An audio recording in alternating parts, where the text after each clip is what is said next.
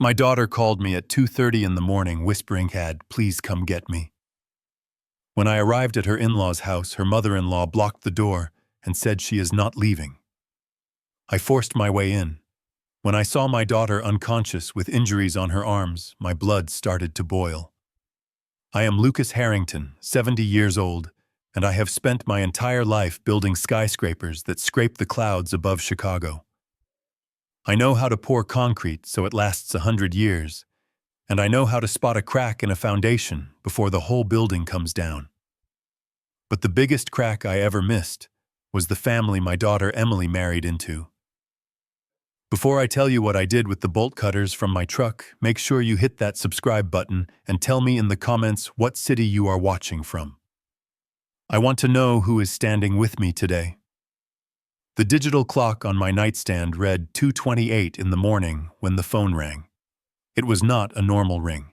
In the dead silence of an old man's house, that sound was like a fire alarm.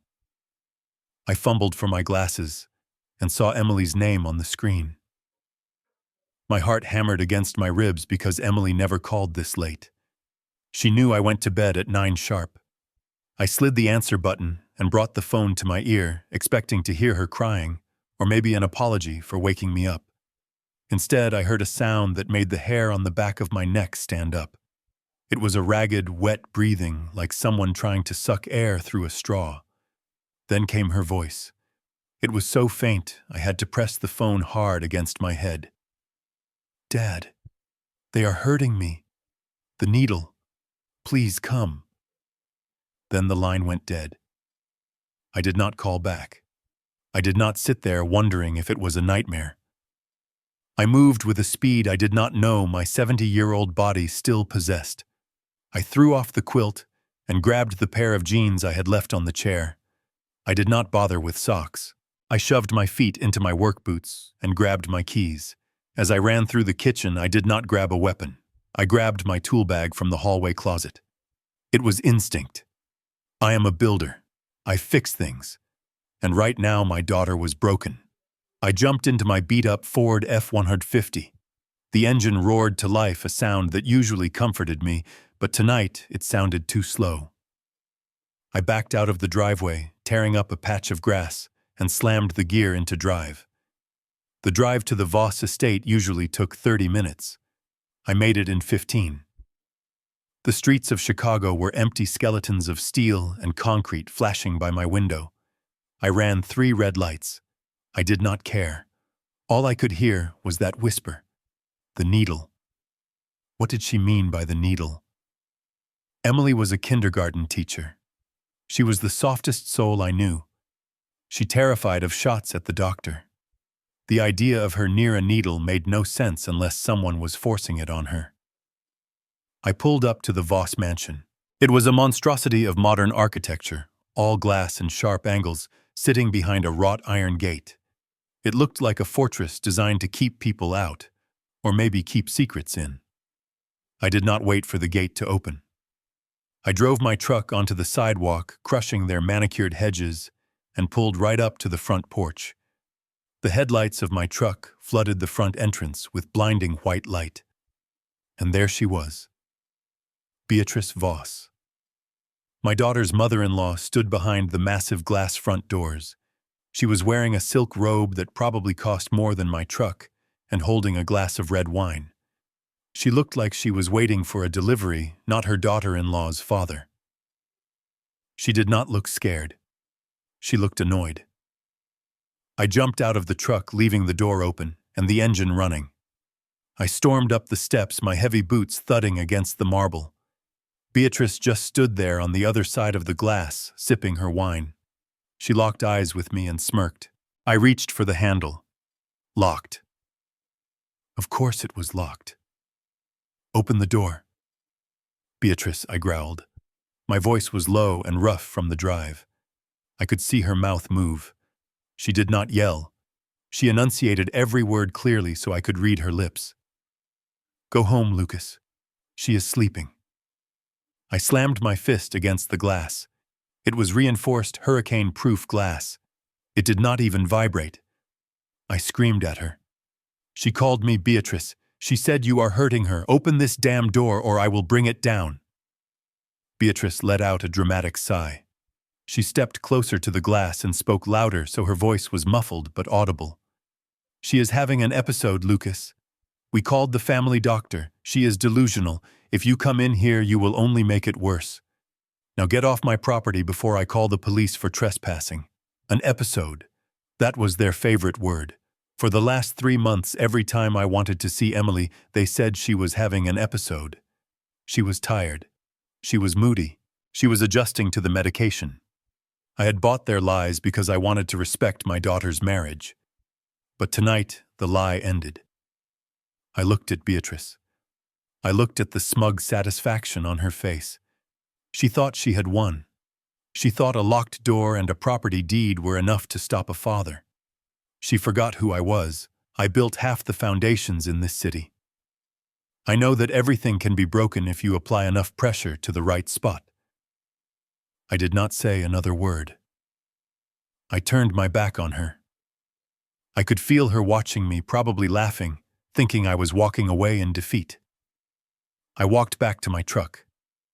I reached into the bed of the pickup and pulled out my bolt cutters. They were 36 inches of solid steel, heavy and cold in my hands.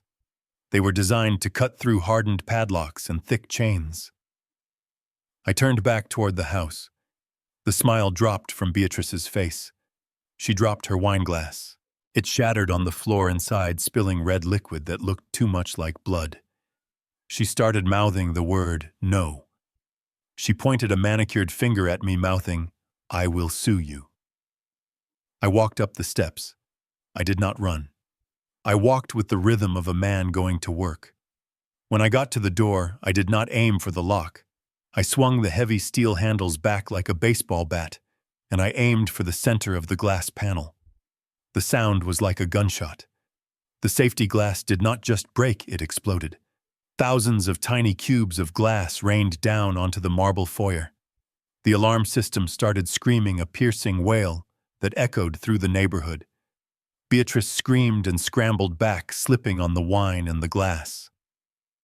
I kicked the remaining shards out of the frame and stepped inside. The glass crunched under my work boots. It was the most satisfying sound I had heard in years. "Where is she?" I barked. Beatrice was on the floor, clutching her robe tight around her neck. Her face was pale. "You are crazy," she shrieked.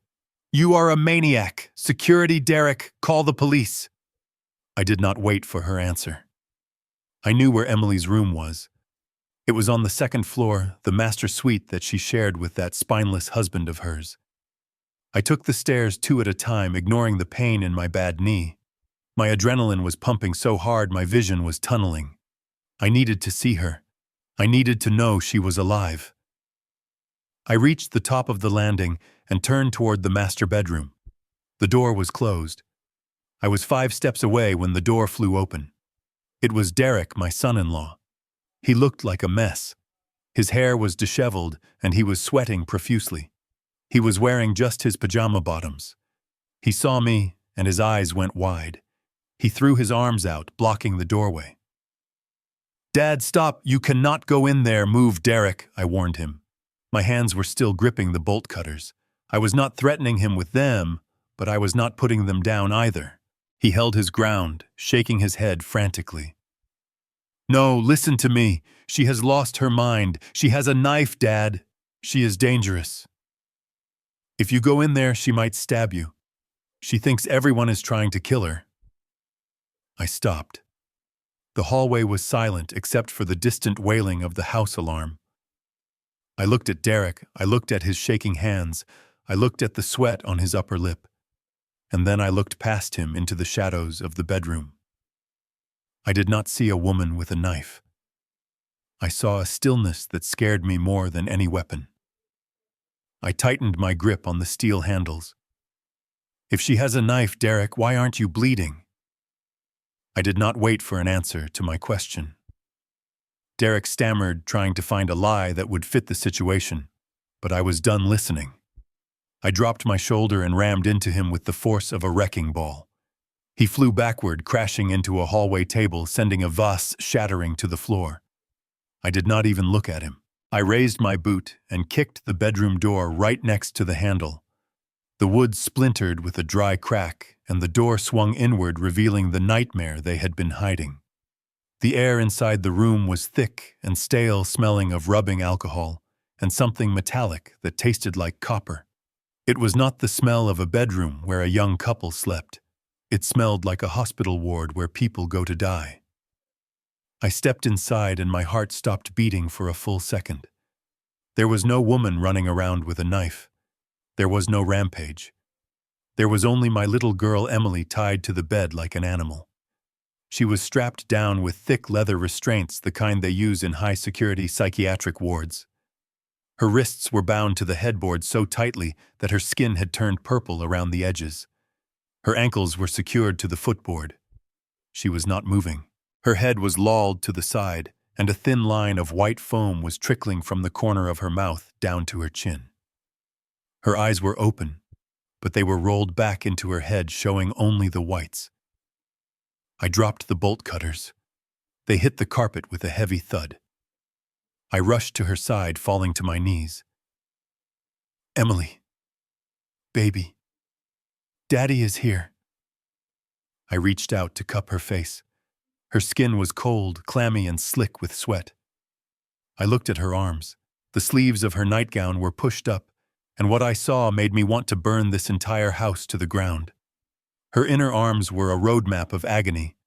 They were covered in fresh needle marks, some still oozing tiny drops of blood, others turning into dark, ugly bruises. Derek scrambled to the doorway behind me, panting and clutching his side where I had hit him. He saw me looking at the needle marks and immediately started his performance. "It is heroin," he screamed, his voice cracking with panic. "She has been doing it for months, Dad." We tried to stop her. "She gets violent when she is high. We had to tie her up so she would not hurt herself. Look at her. She did this to herself." I did not turn around. I placed 2 fingers against Emily's neck, searching for a pulse. It was there, but it was terrifyingly faint. It was a flutter, not a beat, like a bird trapped in a cage and running out of air. "She is overdosing, Derek." I roared, not taking my eyes off her face. "Call an ambulance now. I am not calling anyone until she calms down," Derek yelled, stepping into the room. "If we call 911, they will arrest her for possession. We are protecting her reputation. We are handling this. I looked at the foam on her lips. I looked at the restraints. This was not handling. This was an execution. I reached for the buckle on the leather strap binding her left wrist. My hands were shaking, not from fear, but from a rage so pure it felt like lava in my veins. The leather was thick and stiff. I struggled with the prong, trying to free her. Suddenly a hand grabbed my shoulder and yanked me back. It was Derek. "Leave her alone," he shouted. "You do not know what you are doing. She needs to ride it out." That was the last mistake Derek made that night. I did not just push him away this time.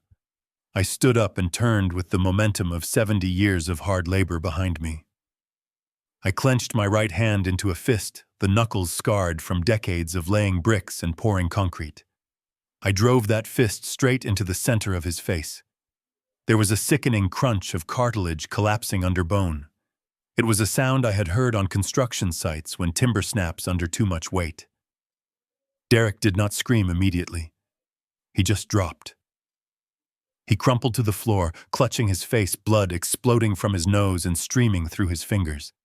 He curled into a ball, making a high-pitched whining sound. I stood over him, breathing hard. "You touch me again, and I will put you in the ground." I turned back to the door and saw Beatrice standing there. She was not checking on her son. She was not checking on her daughter-in-law. She was holding her phone up, filming me. Her face was a mask of cold calculation. "I have it all on video, Lucas," she said, her voice steady and venomous. "Breaking and entering. Assault with a deadly weapon. And now battery. You are going to die in prison." She raised the phone to her ear. I could hear the operator on the other line. Yes. Please hurry. He is insane. He has a weapon. He just beat my son unconscious. I am afraid for my life. He is trying to kill us. She was not calling for an ambulance for Emily. She was calling for the police for me. She was setting the stage, framing the narrative before the curtain even went up. I did not waste my breath on her. I turned back to Emily. Every second Beatrice spent lying was a second my daughter was slipping away. I went back to the restraints. My fingers worked faster now, fueled by desperation. I got the left wrist free, then the right. Her arms fell limply to her sides. She did not react. She was dead weight, Emily. I whispered, patting her cheek. Emily, wake up. Open your eyes. Nothing. Just that ragged, shallow breathing. I scooped my arms under her, lifting her up. She was so light. Too light. I remembered carrying her like this when she was 5 years old, after she fell asleep in the car. She felt the same now, fragile and trusting. But back then, I was carrying her to a warm bed. Now I was carrying her out of a torture chamber. I stood up, holding her against my chest. Her head rested on my shoulder, the foam staining my flannel shirt. I turned to the door. I had to get her to my truck. I had to get her to a hospital that was not on the payroll of the Voss family. Beatrice was still in the doorway, blocking my path. Move, I said. She smiled. It was a small, victorious smile. You are not going anywhere, Lucas. Listen. And then I heard it. The wail of sirens growing louder and louder. They were close. Too close. Beatrice must have hit the silent panic alarm when I first drove onto the lawn. Blue and red lights began to flash against the walls of the hallway, reflecting off the broken glass downstairs. Tires screeched on the driveway outside. Car doors slammed. Police. Come out with your hands up. The voice boomed from a megaphone outside. Beatrice stepped aside, gesturing to the hallway with a mock invite. Go ahead, Lucas. Walk out there. They are waiting for a violent intruder. Do you think they will ask questions first, or shoot first? I looked at Derek groaning on the floor in a pool of his own blood. I looked at the bolt cutters lying on the carpet. I looked at my unconscious daughter in my arms. It looked exactly like what Beatrice wanted it to look like. A kidnapping gone wrong. An assault. But I could not stay here. If I stayed, Emily died. I tightened my grip on my daughter. I walked past Beatrice, ignoring the triumph in her eyes. I walked into the hallway. Below me, the front door was kicked open. 3 officers in tactical gear swarmed into the foyer, stepping over the shattered glass. They looked up the stairs and saw me. Freeze. Drop the girl. Put your hands in the air. 3 service weapons were pointed directly at my chest. I stopped at the top of the stairs. I did not put her down. I could not. She is dying, I yelled, my voice echoing off the high ceilings. She needs a hospital. Drop the girl or we will fire. The lead officer shouted, his finger tightening on the trigger. I looked down at Emily's pale face. I looked down the barrel of the guns. I took a step forward. Do not shoot, I screamed. Please, she is my daughter. But behind me, Beatrice screamed louder. He has a gun! He is going to kill her! The officers tensed. The air in the house crackled with impending violence. I stood on the edge of the stairs, holding the only thing in the world that mattered to me, while the world prepared to pull the trigger. The standoff on the stairs did not end with bullets, but it ended with me in handcuffs. I surrendered not because I was afraid of dying, but because I was afraid that if I died, there would be no one left to fight for Emily. They dragged me out of the Voss mansion and shoved me into the back of a squad car while paramedics loaded my daughter onto a stretcher. I watched through the wire mesh of the police car window as Beatrice stood on the porch, wrapping a cashmere shawl around her shoulders, looking like a grieving victim instead of the architect of this nightmare. The emergency room at St. Jude's Hospital was a blinding white purgatory of fluorescent lights and the smell of antiseptic that failed to cover the scent of fear. They handcuffed my right wrist to the metal arm of a hard plastic chair in the waiting area. I was not treated like a worried father. I was treated like a criminal, a suspect, a threat. My flannel shirt was torn and stained with sweat. My work boots were covered in mud from the Voss's lawn. My knuckles were bruised and bloody from where I had connected with Derek's face. To the staff passing by, I looked exactly like what Beatrice said I was. A violent, unhinged old man. Beatrice arrived 20 minutes later. She did not come alone. She walked in flanked by Derek, who had a bandage taped across his broken nose, and a man in a sharp gray suit who I assumed was their family lawyer. But the worst part was not who she brought with her, it was who she walked toward. A doctor in a pristine white coat emerged from the double doors of the trauma unit. He did not look like an overworked ER doctor. He looked rested and expensive. He had silver hair and a watch that cost more than my house. Beatrice greeted him by name. Dr. Sterling. She reached out and took his hands, her face crumpling into a mask of theatrical worry. "Thank God you are here, Dr. Sterling," she said loud enough for the police officer standing guard over me to hear. "This has been the most traumatic night of our lives. Is she stable? Did the drugs cause permanent damage?" The officer next to me shifted his weight and glared at me. "See?" His eyes seemed to say. "Even the doctor knows she is a junkie." Dr. Sterling nodded gravely and patted Beatrice's hand. "We have her sedated, Beatrice. Her heart rate was erratic, but we managed to stabilize it. You were right to be concerned. The toxicity levels suggest high doses of opioids. It is a miracle she did not go into cardiac arrest before the ambulance arrived." I surged forward in my chair, the handcuffs biting into my wrist bone. "That is a lie." I shouted, my voice hoarse. "She is not on drugs. Test her blood properly. Test for poison. Sit down, Mr. Harrington." The police officer barked, pushing me back into the seat by my shoulder. Beatrice looked over at me with sad, pitying eyes. She reached into her designer bag and pulled out a thick manila folder. She handed it to the officer. "Officer, please," she said softly. "My son's father-in-law is in denial. We have tried to help him understand, but he refuses to accept reality. Here are Emily's records from her psychiatrist. She has been battling bipolar disorder and substance abuse for 2 years. We have documented incidents of self-harm. That is why we had to restrain her. It was for her own safety." The officer opened the folder. I could see papers with official-looking letterheads, charts, prescriptions, notes. It was a masterpiece of forgery. They had been planning this for months, building a paper trail to bury my daughter under a mountain of lies. "I do not believe this," I growled. "Let me see those papers. Emily has never touched a drug in her life. She is a teacher. She is a good girl." The officer snapped the folder shut and looked at me with disgust.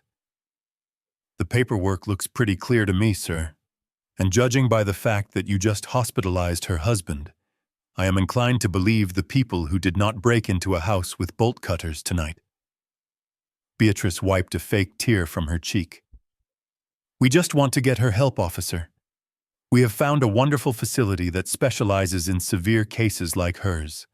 We just want our Emily back." While they were talking, the double doors to the treatment area swung open. A nurse pushed a gurney into the hallway, preparing to move a patient. It was Emily. She looked worse than she had at the house.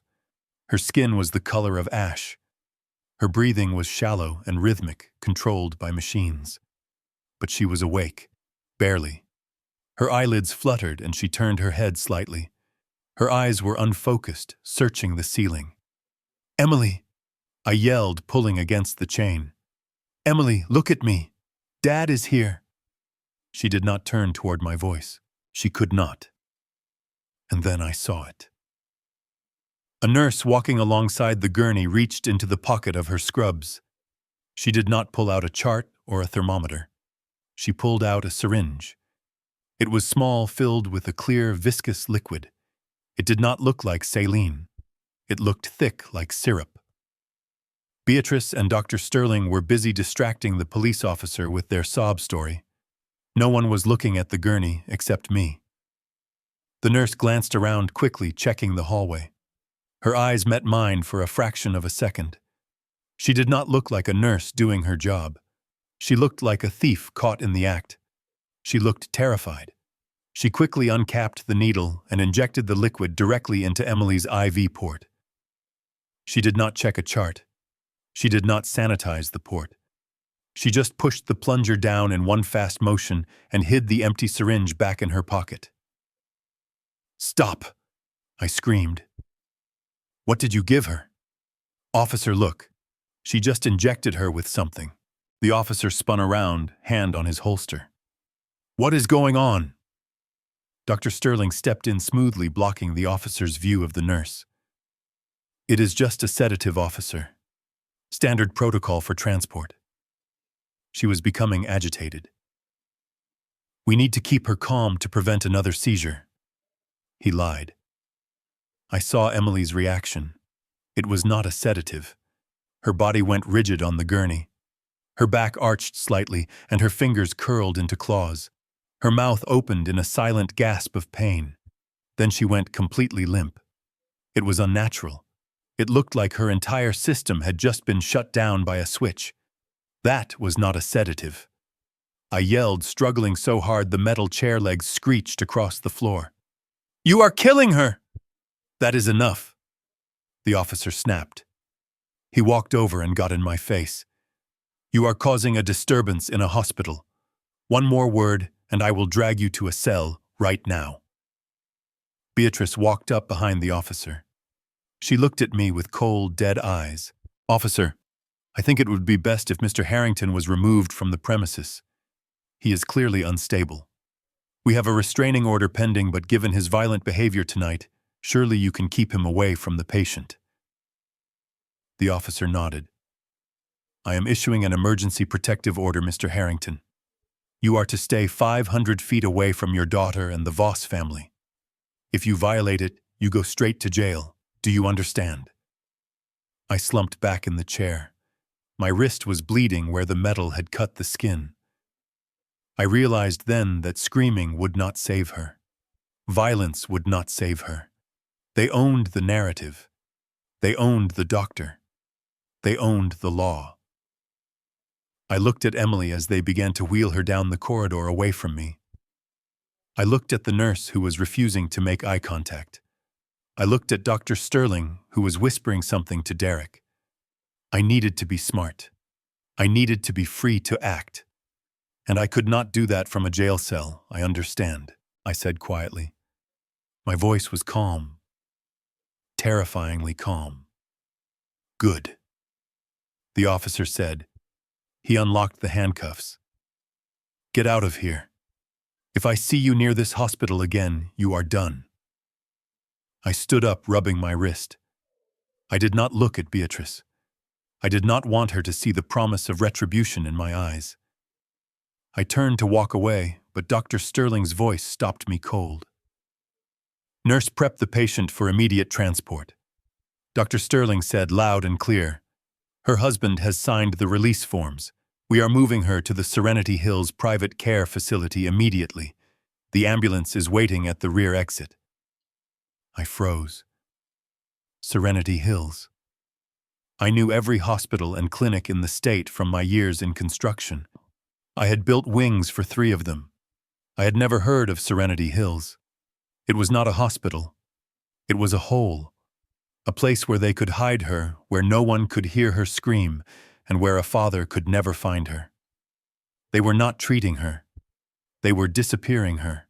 I walked out of the sliding glass doors into the cold night air. I did not go to my truck. I went around the corner into the shadows and waited.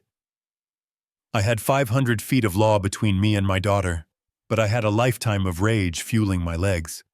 I was going to follow that ambulance, even if I had to run until my heart exploded. The holding cell smelled of stale urine and industrial bleach. It was a smell I knew well from working on job sites in the worst parts of Chicago. But tonight, it smelled like failure. I sat on the cold metal bench, my elbows on my knees, staring at the concrete floor. The adrenaline from the hospital was fading, and in its place a cold, hard realization was setting in. I had played right into their hands. Beatrice and Derek wanted me to lose my temper. They wanted me to look like a violent old man so they could get me out of the way, and I had given them exactly what they wanted. I looked at the scratches on my wrists from the handcuffs. I thought about Emily lying on that gurney, her body limp, her mind clouded by whatever poison that nurse had pushed into her veins. They had separated us. They had built a wall of legal paper and police officers between a father and his daughter. But walls are my business. I know how to build them, and I know how to tear them down. I used my one phone call to dial a number I had not used in 5 years. Harrison Thorne. He was not a family lawyer. He was a shark in a $3,000 suit. He was the kind of lawyer you called when you wanted to burn the other side to the ground. He answered on the second ring, even though it was 3 in the morning. Harrison. "It is Luke Harrington," I said. I did not have to explain who I was. Harrison never forgot a client, especially not one who had made him a partner in his firm by handling the construction litigation for the city's biggest skyline project. "Luke." His voice was crisp and alert. "Why are you calling me at this hour? I am in the precinct on 5th. Beatrice Voss and her son just had me arrested for assault. I need to get out. Now. I will be there in 20 minutes, he said. Say nothing. Sign nothing. I hung up the phone and leaned back against the cinder block wall. The waiting was the hardest part. It gave me time to think. It gave me time to connect the dots that I had been too blind to see before. Why now? Why were they doing this to Emily now? Beatrice loved her reputation. Having a daughter-in-law in a mental institution was not good for her image as the perfect charity matriarch, unless the alternative was worse, or unless the reward was worth the scandal. Then it hit me. The trust fund. My late wife Sarah had set up a trust for Emily before she passed away. It was $5 million generated from Sarah's family investments and my construction business profits. Sarah was smart. She knew Emily was too kind, too trusting. She had locked the money away until Emily turned 35. She wanted Emily to be mature enough to handle that kind of wealth. Emily turned 35 in 3 months. If Emily was healthy and sane on her birthday, she would get full control of the $5 million. She could leave Derek. She could buy a new house. She could cut Beatrice off. But if Emily was declared mentally incompetent before her birthday, if she was committed to a long-term facility, if a court ruled she could not manage her own affairs, then the control of the trust would go to her next of kin, her legal guardian, her husband, Derek. My blood ran cold. This was not about drugs. This was not about mental illness. This was a heist, a $5 million robbery in slow motion. They had spent the last year gaslighting her, making her look unstable, feeding her pills to make her sick, all so they could step in right before the deadline and seize the money. They were drowning in debt. I knew Beatrice had leveraged the mansion 3 times. I knew Derek was a failed day trader. They needed that money to survive, and they were willing to sacrifice my daughter's life to get it. I stood up and paced the small cell. 3 steps forward, turn. 3 steps back, turn. The rage was building again, but this time it was focused. It was cold. I was not going to punch Derek again. I was going to dismantle his entire life, brick by brick. The heavy steel door buzzed and slid open. An officer stepped in, looking less arrogant than the one at the hospital. "Your lawyer is here. You are being processed for release." Harrison Thorne was waiting for me in the lobby. He looked out of place in the dingy police station, standing tall in a charcoal suit, his silver hair perfectly combed. He held a briefcase in one hand and my personal effects bag in the other. Luke, he said, nodding at me. He did not ask if I was okay. He knew I was not. We walked out of the station into the pre-dawn chill. The city was still dark. The streetlights hummed overhead, casting long shadows on the pavement. "What is the situation, Harrison?" I asked, taking the bag from him. "It is a mess, Luke," he said, walking toward his black sedan. "Beatrice has filed for an emergency restraining order. The judge granted it temporarily based on the hospital report and the police statement. You cannot go within 500 feet of Emily or the Voss family until the hearing next week." I stopped walking. Next week. Harrison, they are killing her. They drugged her right in front of me. This is about the trust fund. Her birthday is in 90 days. They are trying to have her declared incompetent so Derek gets the money. Harrison stopped and looked at me, his eyes narrowing. That explains the rush. If that is their play, they need her diagnosed and committed quickly. "Where is she?" I asked. Dr. Sterling said they were moving her to a place called Serenity Hills. Harrison pulled out his phone and tapped the screen.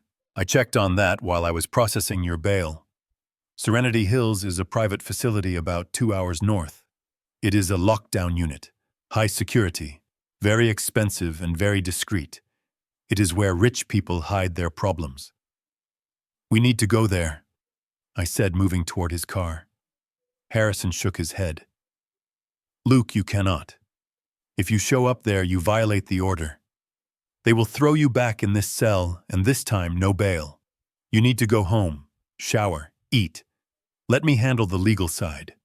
We will petition for an independent medical evaluation." I ignored him.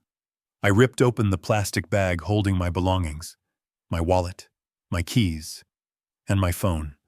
I turned my phone on. The screen lit up, showing a picture of Emily and me at her college graduation. She looked so happy then, so full of life.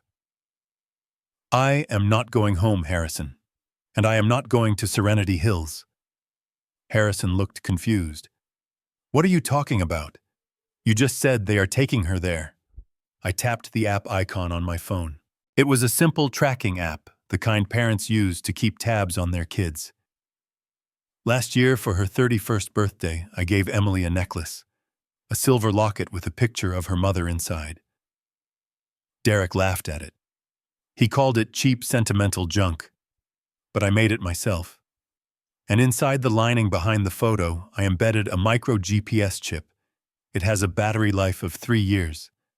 I told Emily never to take it off because it was her mother watching over her. I looked at Harrison. I never told her about the chip. I did not want her to think I was a controlling old man. I just had a bad feeling about Derek even back then. I wanted to know I could find her if I ever needed to. I opened the map. A small red dot pulsed on the screen. Harrison leaned in, looking over my shoulder. "The ambulance left the hospital 30 minutes ago," Harrison said. "They should be on the interstate heading north if they are going to Serenity Hills." I zoomed in on the map. The dot was not on the interstate. It was not heading north. It was moving east. Fast. "That is not the way to the clinic," Harrison said, his voice losing its professional calm. "That is the industrial district." I watched the red dot moving through the grid of streets I knew better than the back of my hand. It bypassed the highway on-ramp. It turned down a road that led away from the residential areas, away from the hospitals, away from civilization. It was heading toward the lake. "Why are they going to the lake, Luke?" Harrison asked. I did not answer. My stomach twisted into a knot. There was nothing out there at this hour. Just warehouses, shipping containers, and the dark freezing water of Lake Michigan. "They are not taking her to a clinic, Harrison," I said, my voice trembling with a new kind of fear. "They lied about the transfer." The red dot slowed down and then stopped. It hovered right on the edge of the blue expanse of the map. "They are at the docks," I said. "The docks, the shipping yards, At 4 in the morning, Harrison looked at me, and for the first time I saw fear in the shark's eyes. Luke, get in the car. I did not need to be told twice. I threw my bag into the back seat and jumped into the passenger side. Harrison floored the gas, and the luxury sedan roared to life, tearing down the empty street. I stared at the phone screen, praying for the dot to move back toward the road, praying that maybe the driver was just lost.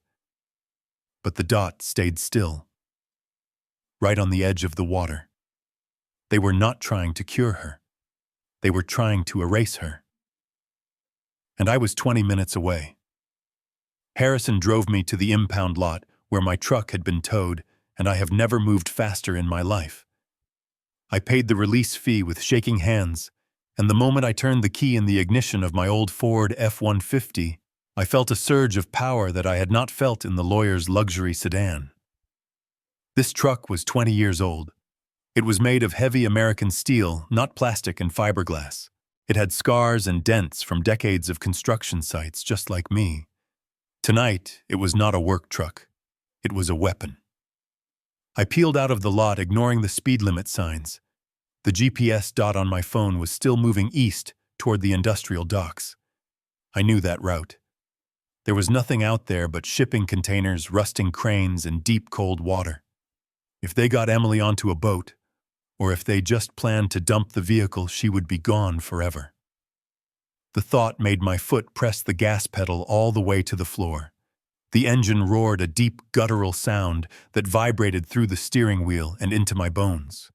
I caught sight of them 5 minutes later. The private ambulance was a white van with no markings other than a generic medical cross. It was speeding, weaving through the late-night traffic of the industrial district. I narrowed my eyes. That was not how an ambulance drove when it was transporting a patient. That was how a criminal drove when he was running from a crime scene. I pushed the truck harder.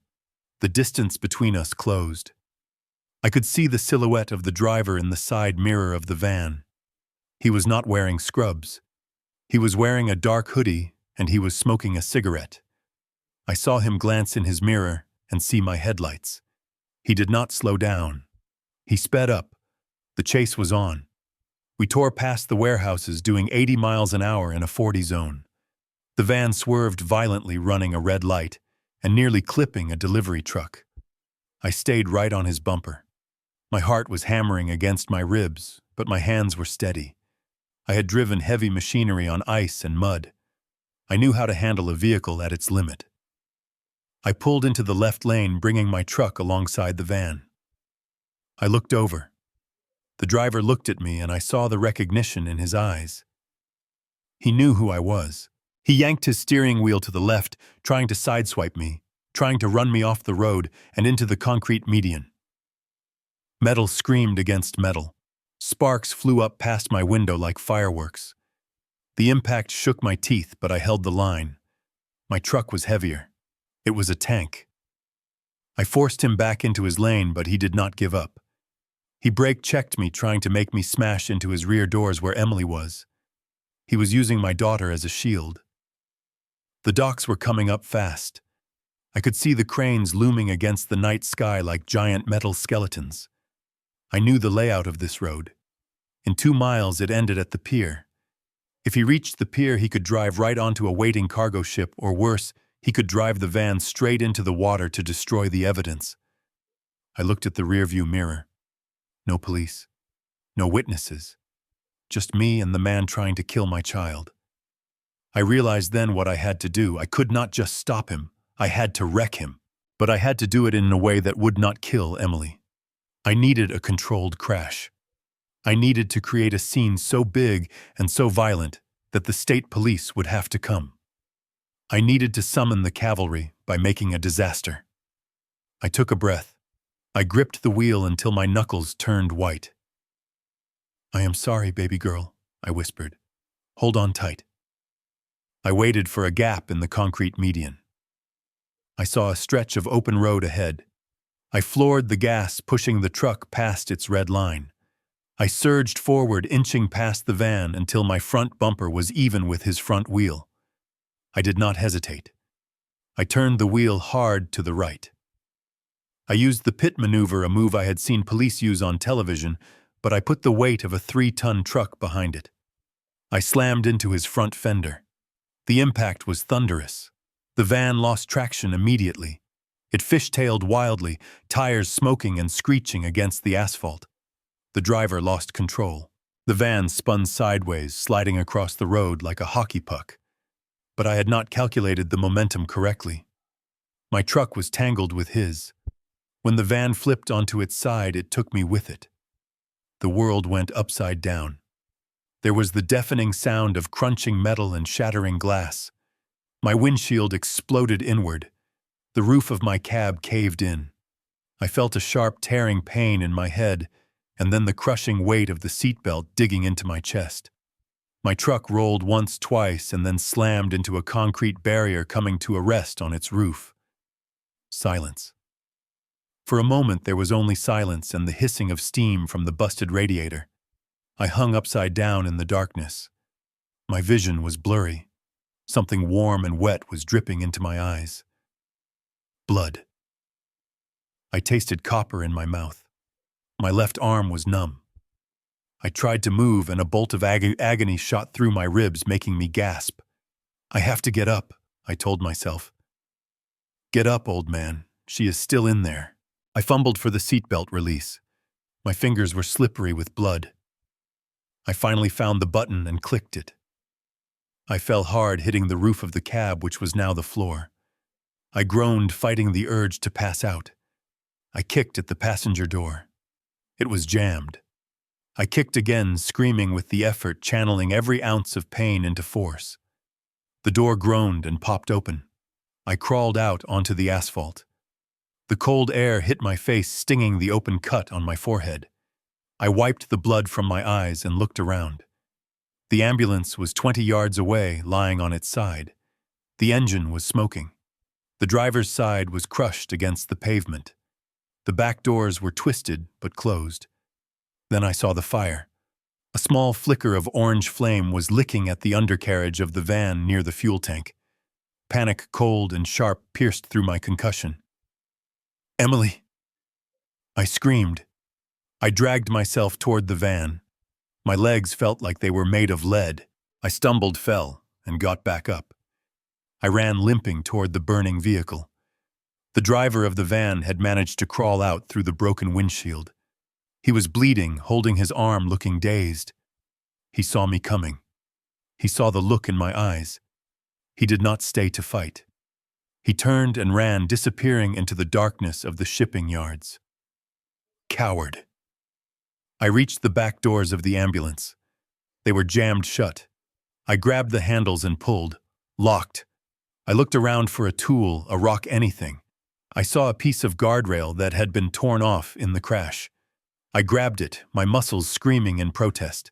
I smashed the window of the back door. I reached in through the jagged glass and unlocked the latch. I threw the doors open.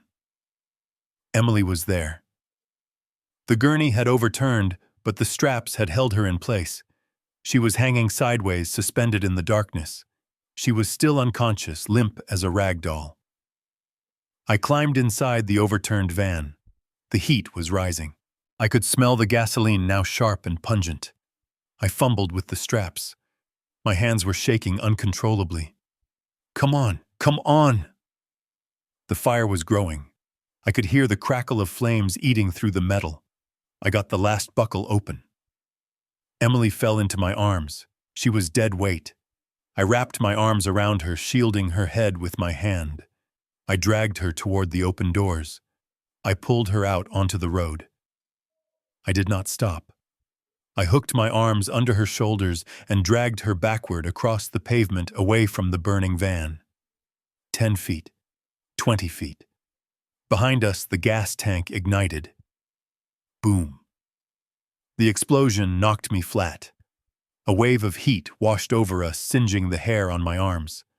I curled my body around Emily, protecting her from the debris.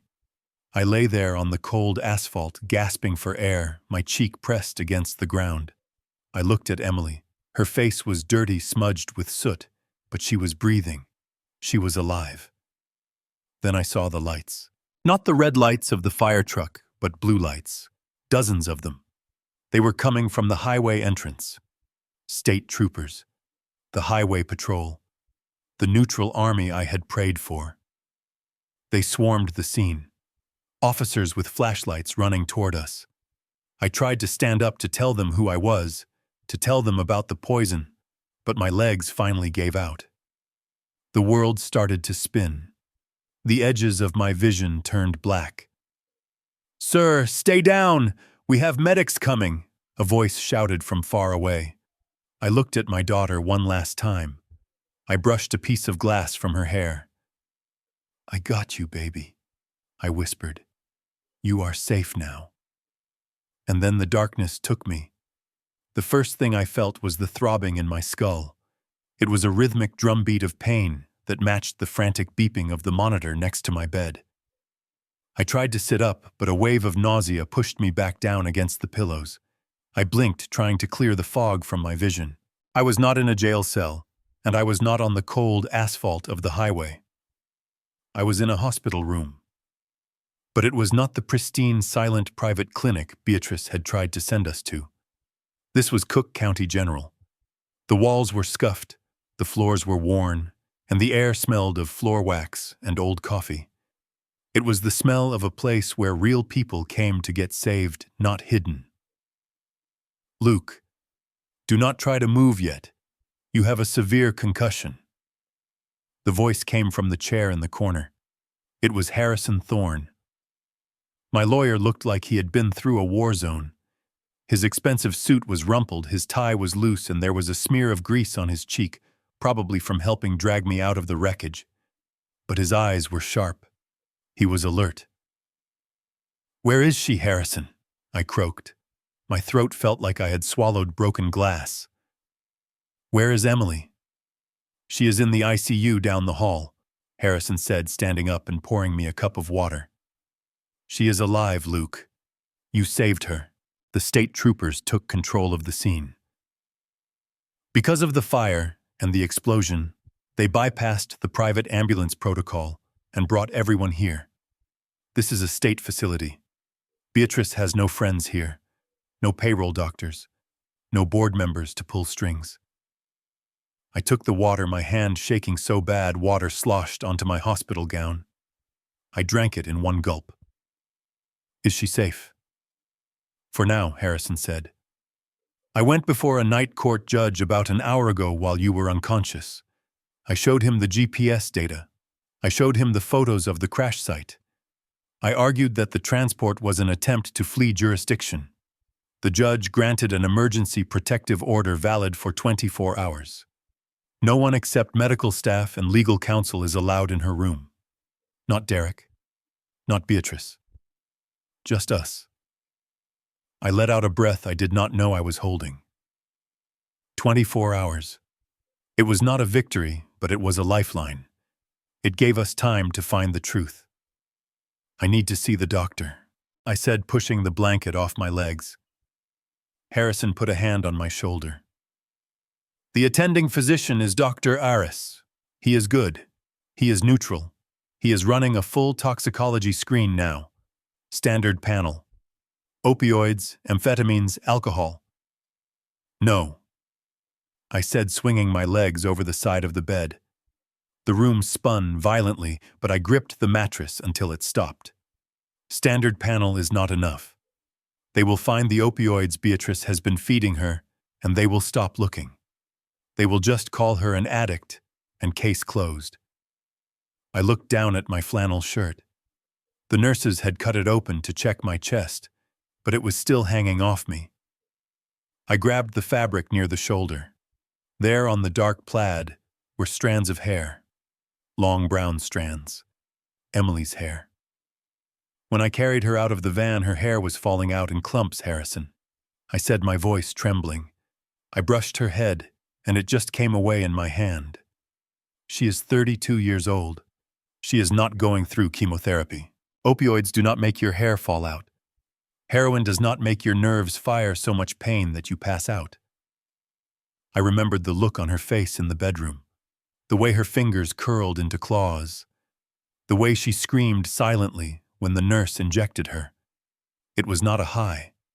It was agony. "Get the doctor," I commanded. "Now." 5 minutes later, Dr. Aris walked in. He was a young man with dark circles under his eyes, looking exhausted but intelligent. He held a clipboard. "Mr. Harrington, you should be resting. You have 3 broken ribs and a head injury." I ignored him. "Doctor, tell me about my daughter's hair." Dr. Aris paused. "We noticed the alopecia while we were cleaning her up. It is diffuse hair loss. Significant. We also noted Misa's lines on her fingernails, white bands running across the nail bed. And the neuropathy?" I asked. "The pain. She is responding to pain stimuli even in her comatose state. Her nerves are hypersensitive." I looked him in the eye. "It is heavy metal poisoning." Dr. Aris frowned, checking his chart. "We are running a standard heavy metal panel. Lead, mercury, arsenic." "Test for thallium," I said. The doctor stopped writing. He looked up slowly. "Thallium. That is extremely rare. It has been banned for decades. It was used in rat poison and insecticides. Why would you suspect thallium?" "Because it is tasteless." I said, my mind racing back to the conversation I had overheard months ago at a dinner party Beatrice hosted. She was bragging about how she got rid of a rat infestation in the guest house using some old stuff her husband had stored in the basement from the 70s. She called it the inheritance powder because it was undetectable if you did not look for it. Because it causes hair loss. Because it causes nerve damage that looks like madness. "Test for thallium, doctor. Please." Dr. Aris looked at me for a long moment, measuring my sanity against my desperation. Then he nodded. "I will add it to the panel. We will know in an hour." The next hour was the longest of my life. I sat in a wheelchair outside Emily's room, staring through the glass. She looked so small in that bed, hooked up to machines that breathed for her. I wanted to go in and hold her hand, but I was afraid I would break her. Suddenly, the double doors at the end of the hallway burst open.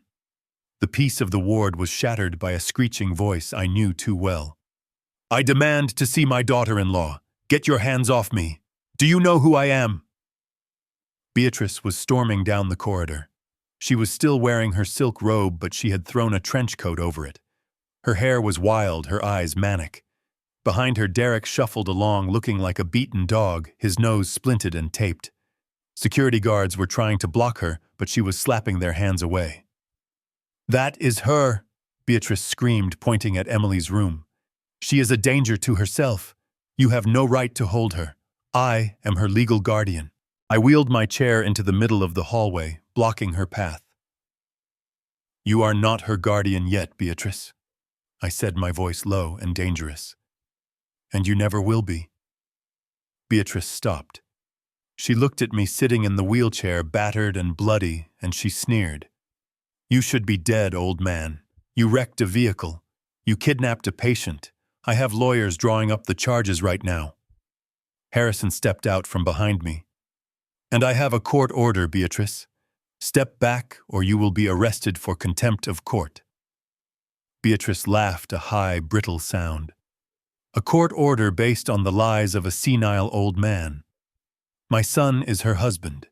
He has the right to make medical decisions. We are moving her to Serenity Hills, where she can get proper care, not this dump." Dr. Aris stepped out of the nurse's station. He held a printout in his hand. His face was pale. He looked from me to Beatrice, and his expression hardened. "Mrs. Voss," the doctor said, his voice cutting through the noise, "no one is moving this patient." Beatrice turned her fury on him. "Who are you?" "I want to speak to your superior." "I am the chief toxicologist on duty," Dr. Aris said, walking closer. "And I just received the results from the mass spectrometer." He held up the paper. "We found high concentrations of opioids, yes, but we also found something else. The patient has lethal levels of thallium in her blood." The hallway went silent. Even the beeping monitors seemed to pause. Thallium. Dr. Eris continued, his eyes locking onto Beatrice. It is a slow-acting poison. Based on the accumulation in her hair and nails, she has been ingesting it for at least 3 months. This was not an overdose. This was not a suicide attempt. This is attempted murder. I looked at Derek. His face went gray. He started to shake. Beatrice stood frozen. For a second, I saw the fear in her eyes. The mask slipped. She knew she was caught. The science did not lie. The rat poison she had been mixing into Emily's soup, the special vitamins she had insisted on administering herself. It was all right there on the paper. But Beatrice Voss was a survivor. She was a predator who knew how to chew her own leg off to escape a trap. She did not deny it. She did not confess. Instead, her face crumpled. She let out a sob that sounded almost genuine. She grabbed Derek's arm and wailed, "Oh my God, Derek, I told you. I told you she was sicker than we thought." She turned to the doctor, tears streaming down her face. "Doctor, you have to save her. My poor Emily. She has been so depressed. She told me last week that she wanted to end it all. She must have found the old rat poison in the garden shed. She poisoned herself." My jaw dropped. I stared at her in disbelief. She tried to commit suicide. Beatrice sobbed loud enough for the entire ward to hear. "She is so mentally unstable, she drank rat poison to kill herself. Oh, my poor sweet girl." She looked at me, and through the tears, her eyes were cold, hard stones. "See, Lucas," she said softly. "This proves she is insane. Who else but a crazy person would drink poison? She needs to be institutionalized for the rest of her life, for her own protection."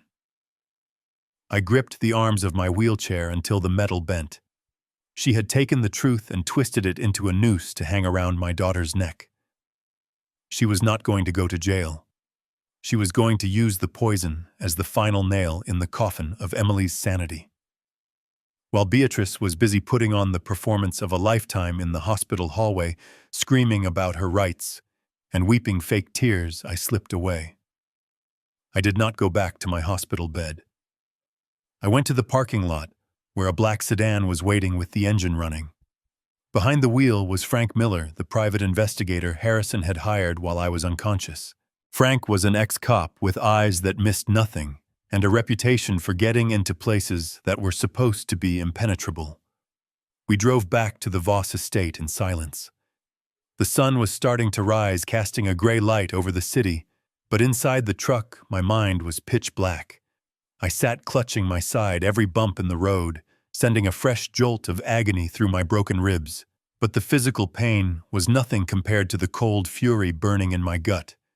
I knew what poison was in my daughter's blood. Now I needed to find the bottle. I needed to find the reason. And I needed to find it before Beatrice could destroy the evidence. The mansion loomed ahead, dark and silent. The police tape from earlier that night fluttered in the wind across the broken front entrance, but the house itself looked abandoned. Beatrice was at the hospital. Derek was with her. The staff had likely been sent home to keep them from witnessing the drama. The house was empty, or at least it was supposed to be. We did not go through the front door this time. I knew this house. I had looked over the blueprints when Carlos and Vanessa bought it, even though they ignored my advice on the foundation. I knew there was a service entrance around the back near the garage used by the caterers and the cleaning crew. Frank picked the lock in 10 seconds. We slipped inside into the mudroom. The air in the house was still and cold. It smelled of expensive cleaning products and the lingering scent of that wine Beatrice had spilled. We moved quietly through the kitchen, avoiding the shattered glass that still littered the foyer. "We need to find Derek's office," I whispered. "Beatrice runs the show, but Derek handles the money. If there is a reason they need that trust fund so badly, it will be in his paperwork." We went up the back stairs, the ones the servants used. Derek's office was on the second floor, down the hall from the master bedroom where I had found Emily. The door was closed. I turned the handle. Locked. Of course. Frank stepped forward and used a tension wrench. Click. The door swung open. If the rest of the house was a showroom of perfection, Derek's office was a chaotic disaster. Papers were strewn everywhere. Files were piled on the floor. Takeout boxes covered the mahogany desk. It smelled of stale cigar smoke and fear. It was the room of a man who was losing control. Frank started on the filing cabinets. I went to the desk. I swept aside the empty coffee cups and started looking at the papers. It did not take long to find the truth. It was not hidden. It was right there on the surface, screaming for attention. Here, I said, holding up a stack of letters with red, bold print. They were foreclosure notices. Not just one. 3. The bank had started proceedings to seize the mansion 2 months ago. I kept digging. I opened the top drawer and found a leather ledger. Inside were handwritten notes, names, and numbers. They were not business contacts. They were bookies, illegal sports betting sites, high-stakes poker debts. I did the math in my head, adding up the numbers in the margin. My hands started to shake. Derek was not just broke. He was underwater by nearly $2 million. Frank whistled from across the room. "Luke, look at this." He held up a letter from a loan shark firm in Las Vegas. It was dated a week ago. The language was polite, but the threat was clear. Payment in full required by the first of the month. Failure to settle will result in collection by alternative means. Beatrice had leveraged everything to pay for her socialite lifestyle, and Derek had gambled away the rest, trying to win it back. They were drowning. They were dead broke. And then I saw the calendar on the wall. Emily's 35th birthday was circled in thick red marker. Next to it, someone had written Freedom Day. It was all so clear now. They did not hate Emily. They just needed her to be gone. They needed her to be declared incompetent so they could access the $5 million in her trust fund. That money was the only thing standing between them and the street. Between Derek and a pair of broken legs from a loan shark. They were killing my daughter to pay a gambling debt. I felt sick. I leaned against the desk, fighting the urge to vomit. I looked at the trash can next to the chair. It was overflowing with shredded paper. But right on top, there was something that caught my eye. It was not a bank statement. It was a page from a notebook. A page with handwriting I recognized instantly. It was Emily's handwriting. Loopy and neat, the way she had written since she was a little girl. I reached into the trash can and pulled out the crumpled ball of paper. I smoothed it out on the desk. It was a page torn from her journal. It was dated 3 days ago. I read the words, and my heart shattered into 1,000 pieces. I feel so tired today. My hair is coming out in the shower again. I showed Derek, but he just said, "I am stressed." Beatrice made me the special soup for lunch. She stood there and watched me eat every spoonful. She said it has ancient herbs to help my mind. It tastes bitter, but I eat it because I want to be a good wife. I want to get better. But why do my hands hurt so much? Why do I feel like I am burning from the inside? I stared at the paper. The special soup. The bitter taste. Thallium is tasteless, but in high doses it can leave a metallic taste. Beatrice had been feeding it to her right here in this house, watching my daughter eat poison and calling it love. "Frank," I said, my voice trembling. "We have it. We have the motive and we have the method." Frank came over and took a picture of the diary page with his phone. He took pictures of the foreclosure notices and the gambling debts. "This is enough for a warrant, Luke," he said. "This connects the dots. The financial desperation, the timeline, the poisoning. We need to get this to the police immediately." I folded the diary page and put it in my pocket. I was not leaving it here. This was Emily's voice. This was her testimony from the edge of the grave. We turned to leave. We had what we came for. Suddenly outside the window we heard the crunch of gravel. Tires on the driveway. Frank froze. He moved to the window and peeked through the blinds. A car just pulled up. He whispered, "It is a silver Porsche." Derek. My stomach dropped. Why was he here? He should be at the hospital with his mother keeping up the charade. Unless he came back to destroy something. Unless he knew we might come looking. We heard the front door open downstairs. The alarm did not go off because he had the code. Mom said to clean it out. Derek's voice drifted up the stairs. He was on the phone. He sounded frantic. "Yes, I am doing it now. I am getting the hard drive and the files. If the cops get a warrant, they will find the ledger." "I know. I am hurrying." He was coming up the stairs. He was coming to this room. We were trapped. The back stairs were on the other side of the hallway. If we walked out now, we would run right into him. "Hide!" Frank hissed. There was nowhere to go. The desk was open underneath. The curtains were too sheer. The closet. It was a large walk-in closet filled with Derek's designer suits and shoes.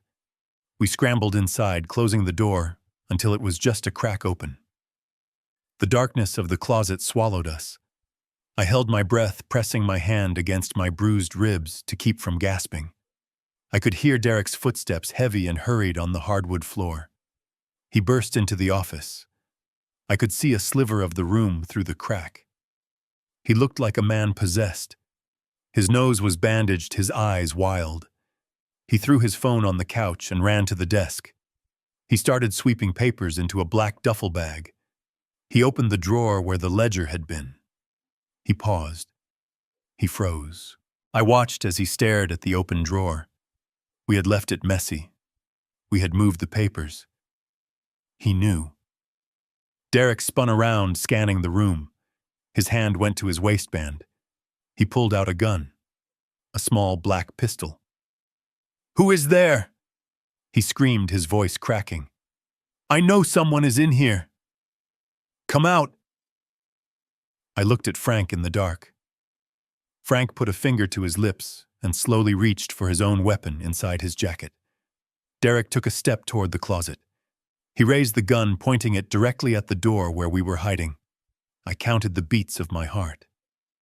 1, 2, 3. If he opened that door, it was going to be a bloodbath, and I was unarmed, injured, and trapped in the dark with the man who tried to murder my daughter. The closet door was the only thing separating us from a bullet, but I knew something about Derek Voss that he did not know about himself. He was a coward.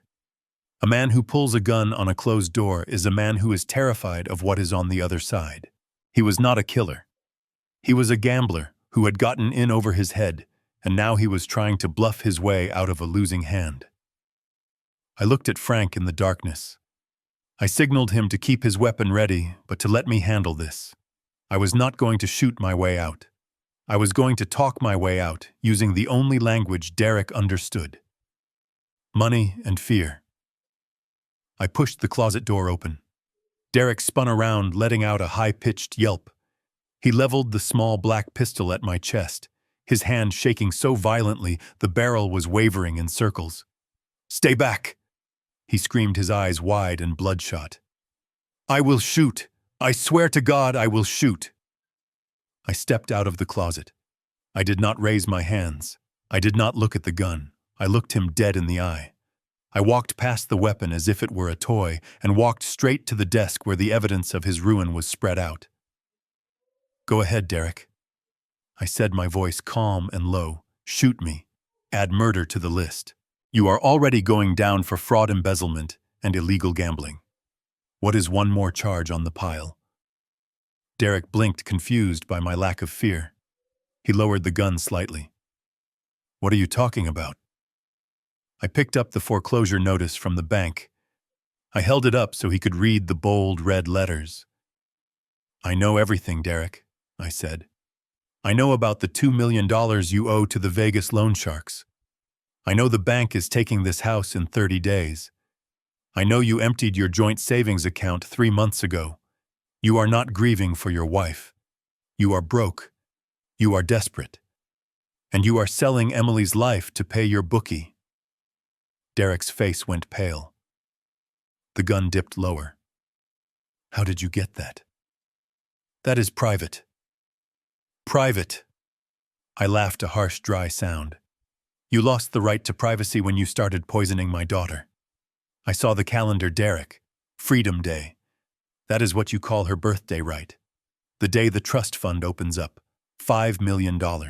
Just enough to pay off your debts and keep living in this fake palace with your mother."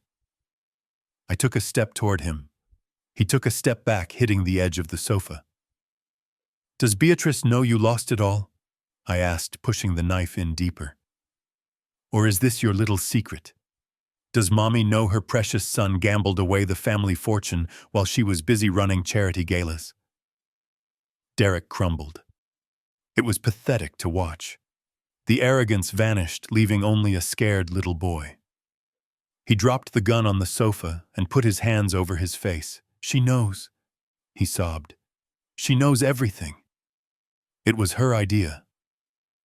I froze. I looked at Frank, who was standing by the closet door, his phone raised, recording every word. "Say that again, Derek," I commanded. "Whose idea was it?"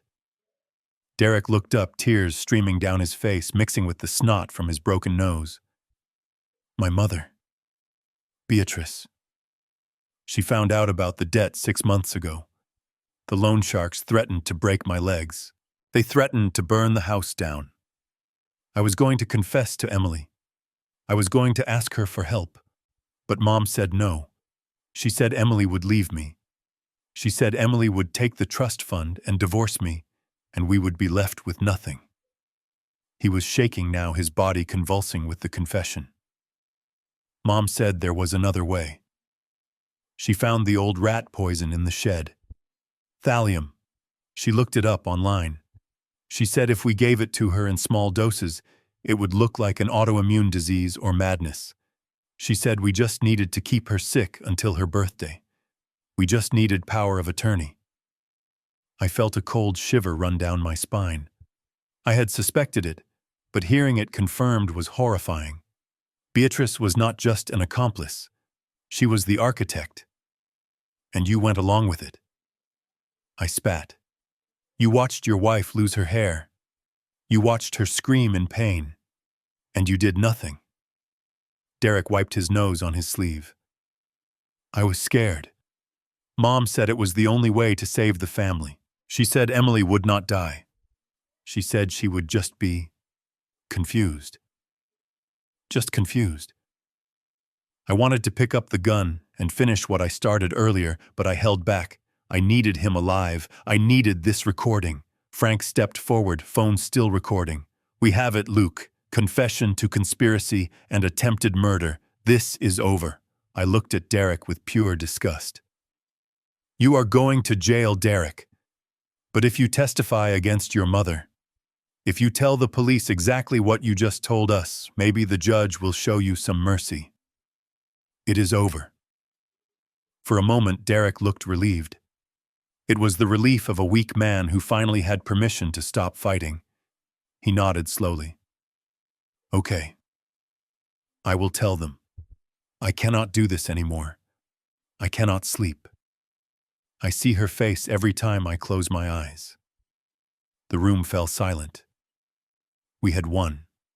We had the evidence, the motive, and the confession. I reached for the diary page on the desk, preparing to leave. Buzz.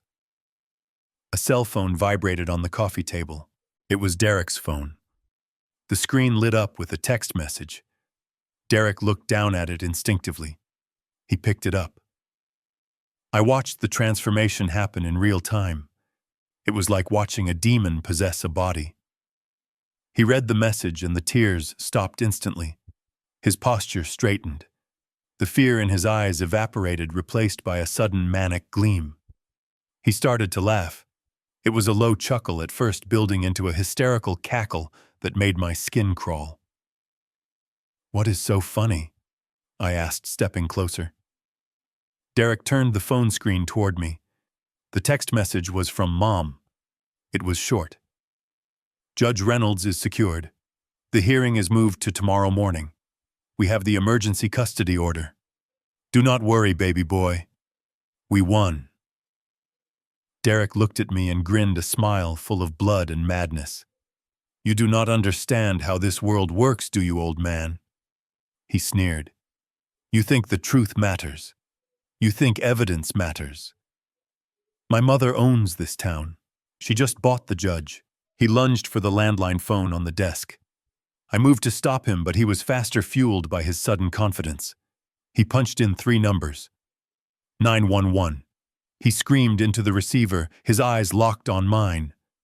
I need police at the Voss estate immediately. My father-in-law has broken in again. He has a gun. He is holding me hostage. Please hurry. He is going to kill me. He slammed the phone down and looked at me with triumph. They are already on their way, Luke. He laughed. And this time you have a gun in the room.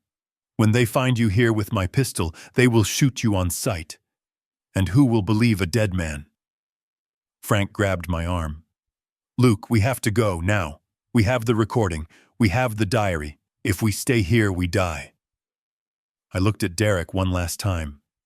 He was not a son. He was a monster created by a monster. I will see you in court, I said.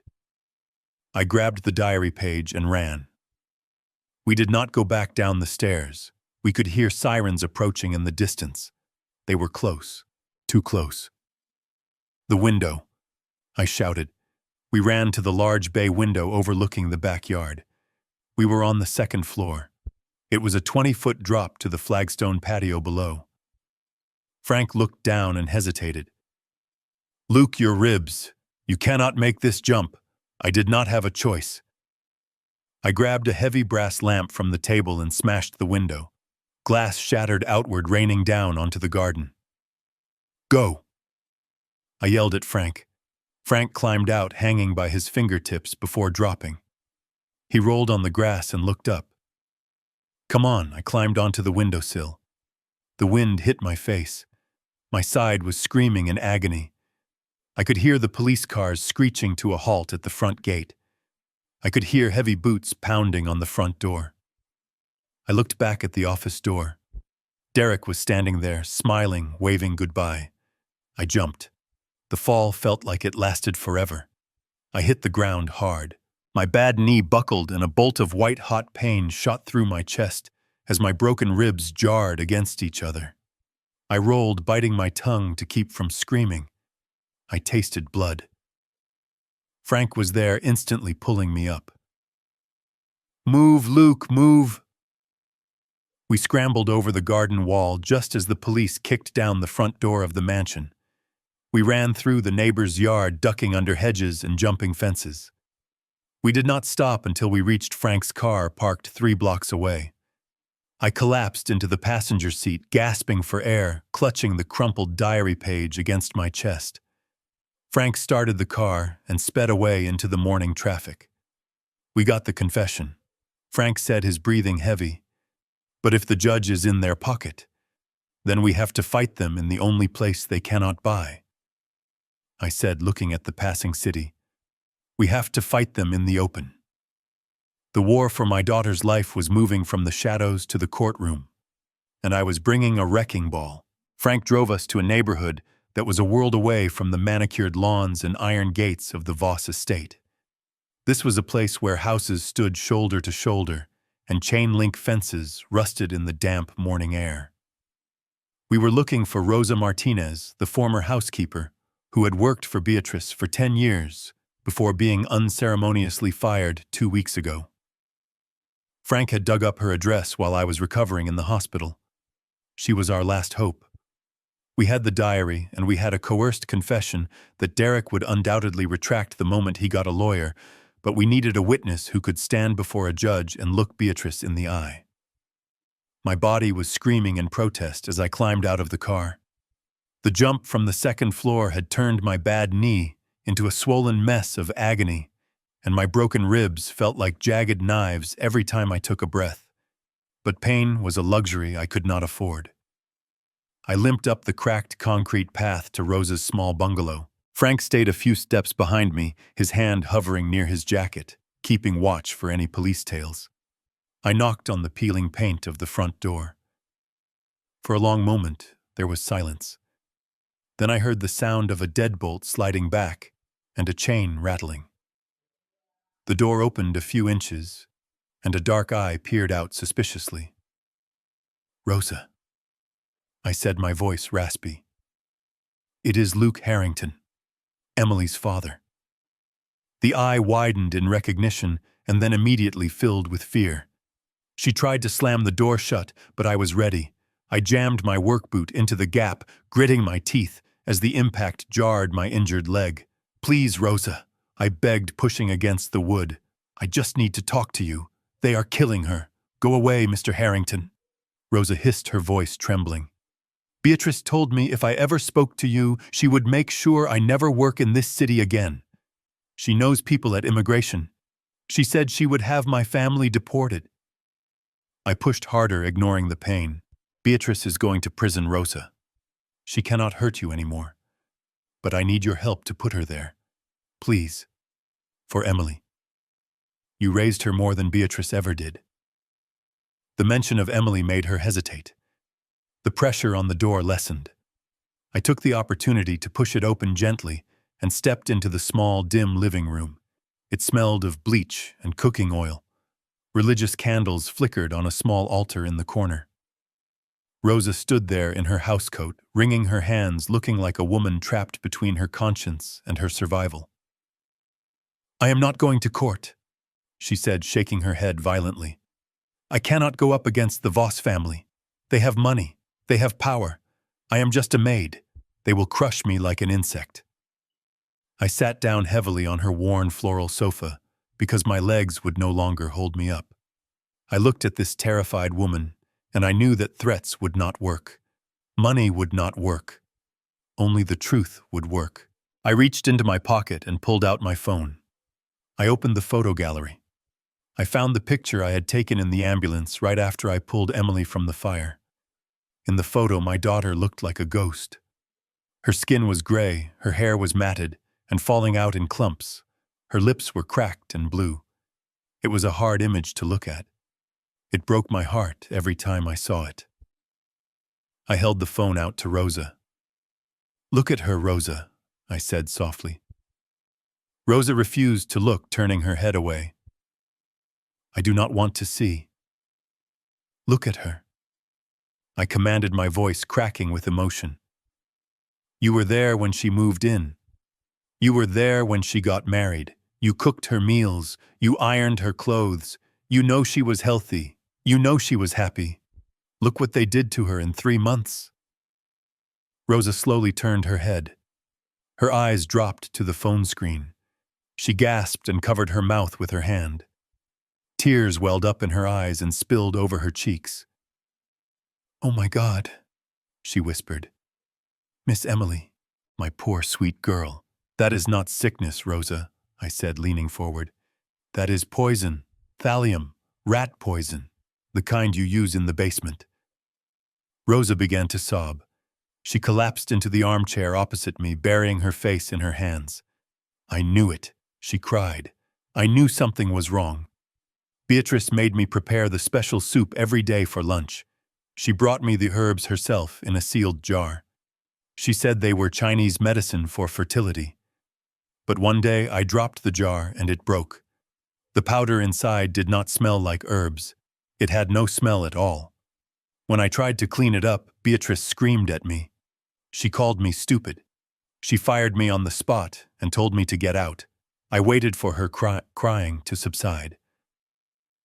Then I asked the question that mattered. "Will you testify, Rosa? Will you tell the judge about the powder?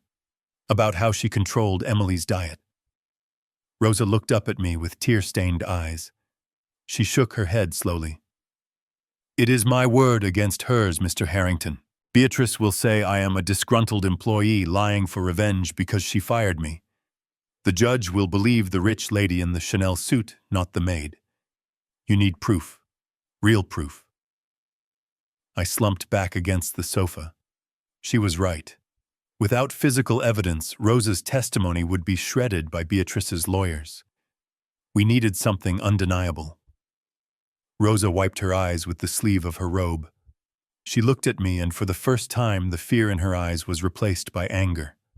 A righteous anger. She is a devil, Rosa said. She trusts no one, not even her son. She thinks everyone is stealing from her. That is why she watches everything. I frowned. What do you mean she watches everything? Rosa leaned in, lowering her voice as if Beatrice could hear us even here. The cameras, she whispered. My heart skipped a beat. What cameras, Rosa? I have been in that house 100 times.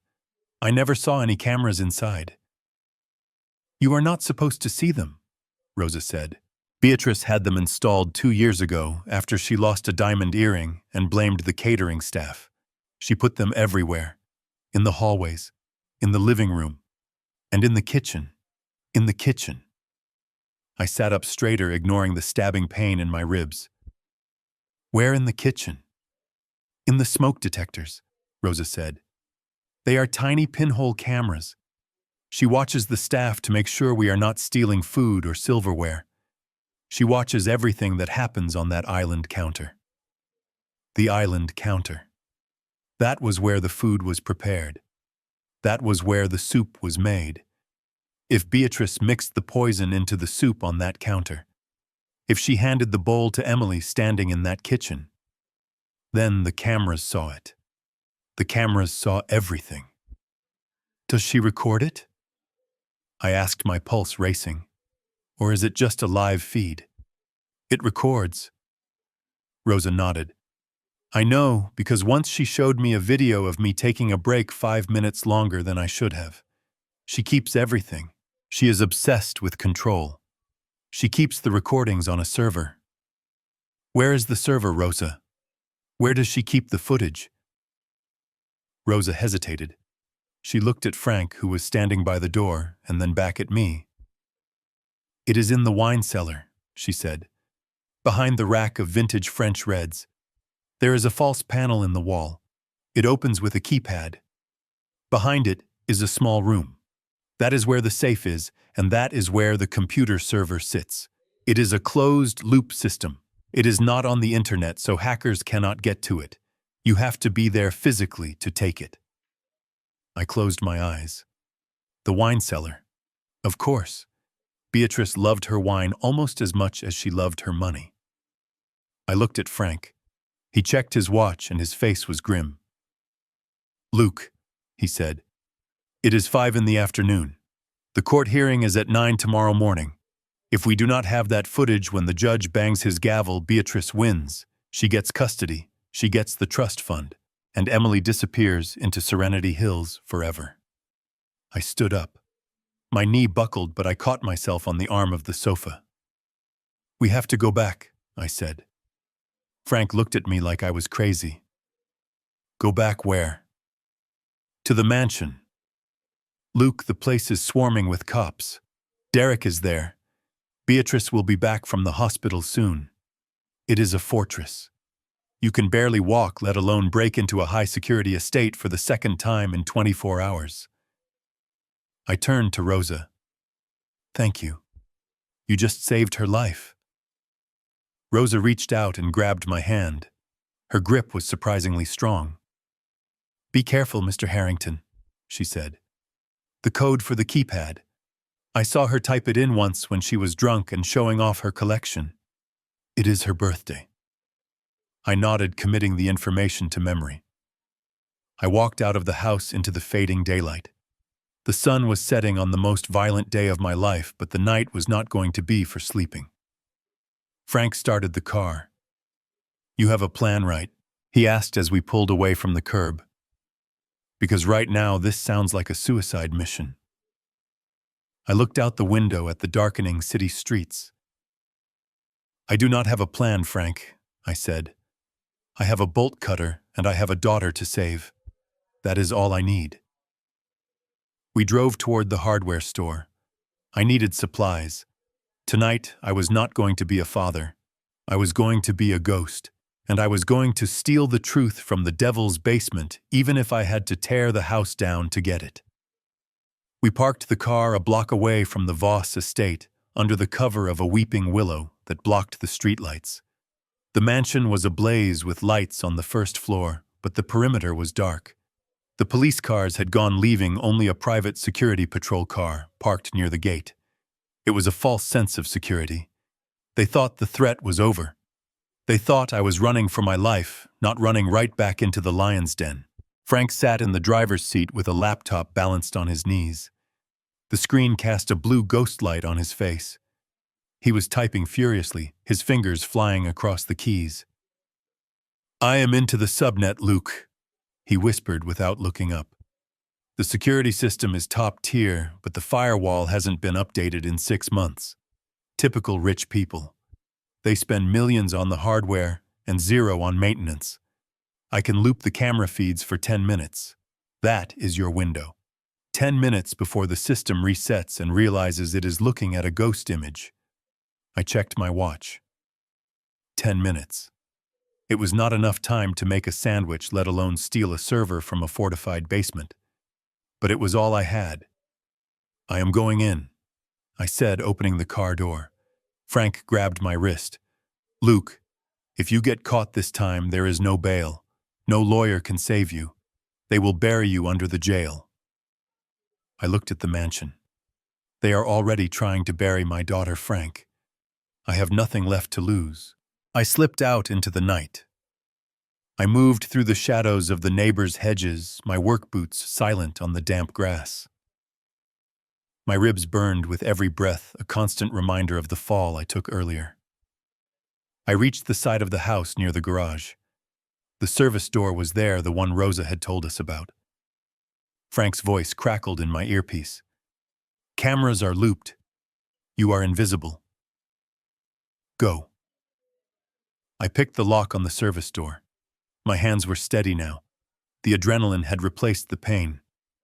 I slipped inside. The house was quiet. Too quiet. I could hear the hum of the refrigerator in the kitchen. I crept past the island counter, the same counter where Beatrice had poisoned my daughter day after day, while the hidden cameras watched. I made my way to the basement door. It was heavy, solid oak. I opened it slowly, praying the hinges were oiled. Silence. I descended into the darkness, the air getting cooler with every step. The basement smell hit me. It was not musty. It smelled of oak and old money. The wine cellar was at the far end of the corridor. It was a climate-controlled vault behind a glass wall. I entered the code Rosa had given me on the keypad. Beep, beep, beep, beep. The glass door clicked open. Inside it was like a museum of alcohol. Rows and rows of bottles that cost more than my first car. I walked to the back, scanning the racks for the section of French reds Rosa had described. There it was. A wall of dusty bottles from Bordeaux. I felt along the wooden frame, looking for the seam. My fingers brushed a small indentation. I pressed it. The entire rack swung forward silently, revealing a hidden alcove. And there it was. The heart of the beast.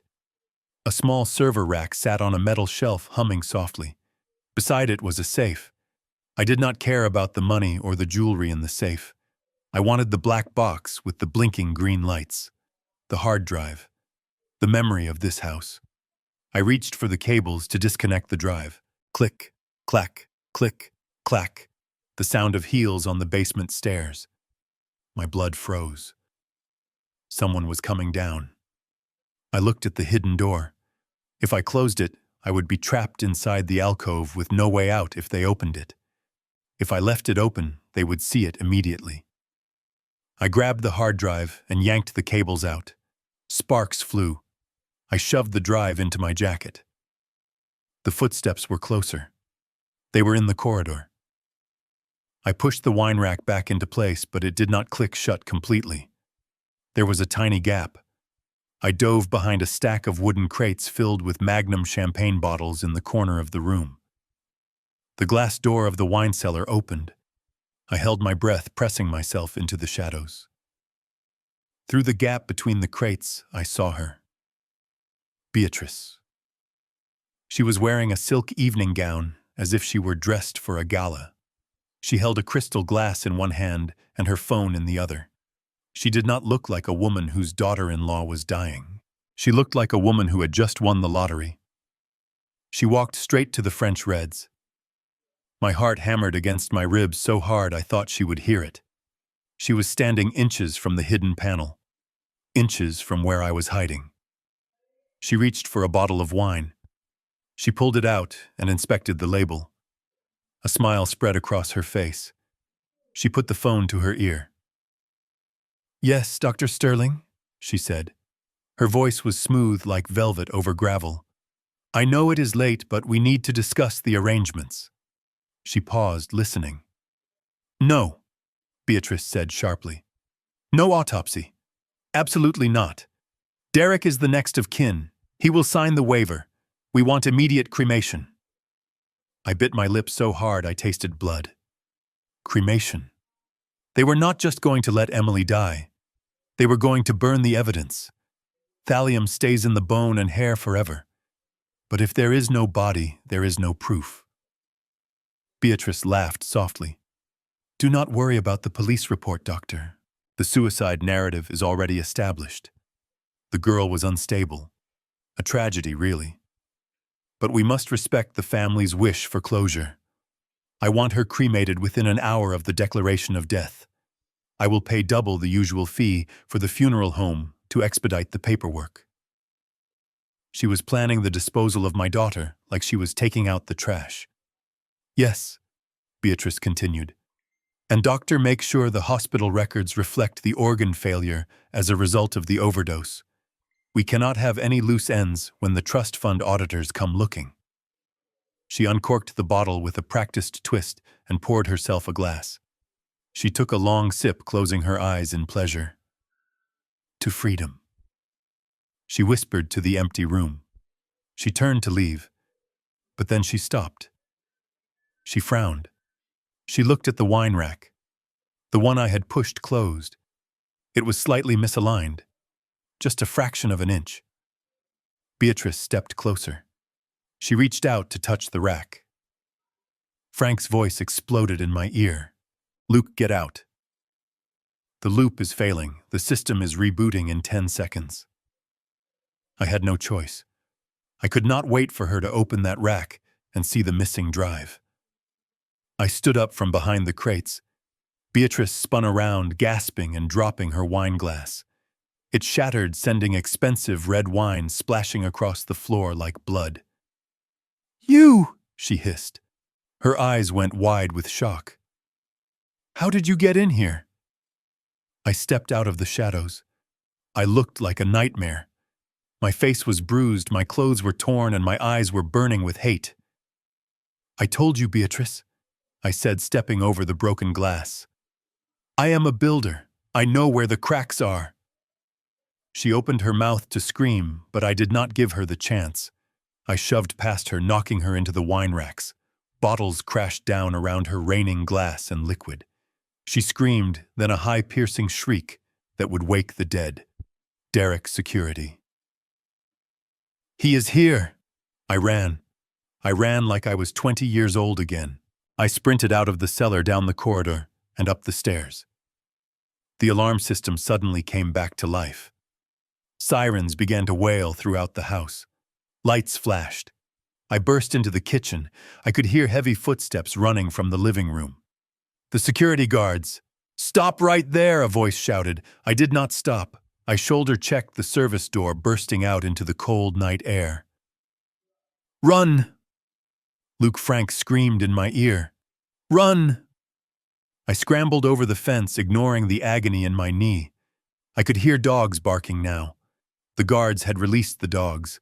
I sprinted through the neighbor's yard, clutching the hard drive against my chest. I could hear the panting of the dogs behind me. I saw Frank's car idling at the corner, the passenger door open. I threw myself into the car just as a German shepherd snapped at my heels. Frank floored it. The tires smoked and squealed as we peeled away, leaving the Voss estate behind in a chaotic storm of sirens and barking dogs. I slumped in the seat, gasping for air, my chest heaving. I pulled the black box out of my jacket. The green light was still blinking. "We got it," I wheezed. "We got the drive." Frank looked at me in the rearview mirror, his eyes wide. "You are crazy, Luke. You are completely insane." I looked at the hard drive. "I am not insane, Frank. I am a father. And tomorrow morning, Beatrice Voss is going to burn." The courtroom was a theater, and Beatrice Voss was the star of the show. She had not just invited her lawyers, she had invited the world. The gallery was packed shoulder to shoulder with reporters, bloggers, and socialites who had come to watch the fall of the House of Voss, or perhaps to watch the public crucifixion of a crazy old man. Cameras flashed every time someone moved despite the judge's orders. The air smelled of expensive perfume and the distinct metallic scent of blood in the water. I sat at the defendant's table next to Harrison. I wore a suit that Frank had brought me, but beneath the crisp white shirt my chest was wrapped in bandages, and my body felt like it was held together by rusty wire. I looked like a man who had lost. My face was swollen, my walk was a limp, and I kept my head down. To the world, I was the villain, the violent father who had assaulted a grieving family and caused a highway accident. Beatrice had spun the narrative so tight it was choking me. Judge Reynolds sat high on his bench looking down at me with disdain. He was a man with a face like a bulldog and a reputation that could be bought if you knew the right price. I watched him glance at Beatrice and offer a small, almost imperceptible nod. They had already decided the verdict before I even walked through the door. This was not a trial. It was a coronation for Beatrice and a burial for me. The plaintiff calls Dr. Arthur Sterling to the stand. Beatrice's lawyer announced. He was a slick man with a smile that showed too many teeth. Dr. Sterling walked to the witness stand with the confidence of a man who believes his own lies. He placed his hand on the Bible and swore to tell the truth. I watched him, and I felt a burning in my gut. This was the man who had tried to sign my daughter's death certificate before she was even dead. "Dr. Sterling, please tell the court about Emily Voss's condition," the lawyer asked. Sterling adjusted his glasses, looking grave. "Mrs. Voss is suffering from severe paranoid schizophrenia complicated by acute opioid addiction. Her self-harm tendencies have escalated rapidly in the last 3 months. The thallium poisoning was self-inflicted. It is a classic cry for help. She ingested rat poison because in her delusional state she believed she needed to purge her body of demons." The courtroom buzzed with whispers. Reporters scribbled furiously. "And in your professional opinion, doctor?" the lawyer continued. "Is Mr. Luke Harrington capable of caring for her?" Sterling looked at me and shook his head with mock sadness. "Absolutely not.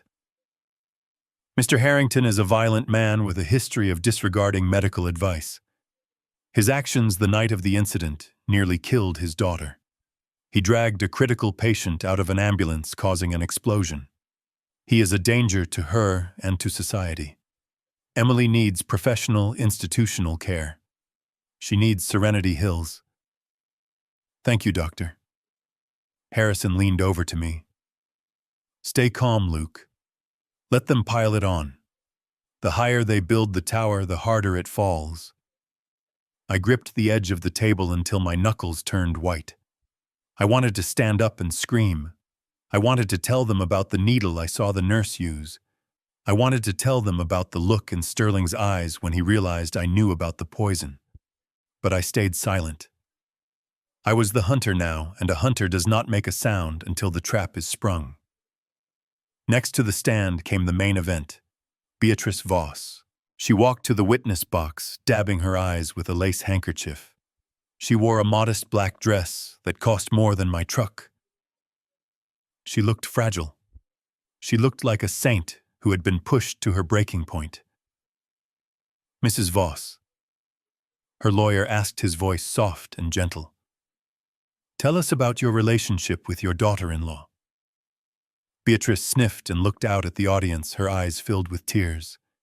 I loved her like my own flesh and blood. She began, her voice trembling perfectly. When she married Derek, I welcomed her with open arms. I knew she had struggles. Her mother passed away when she was young, and I tried to fill that void. I cooked for her. I took her to appointments. I sat by her bed when the voices in her head got too loud. She paused to wipe a tear. "And how did her father react to your help?" the lawyer asked, pointing a finger at me.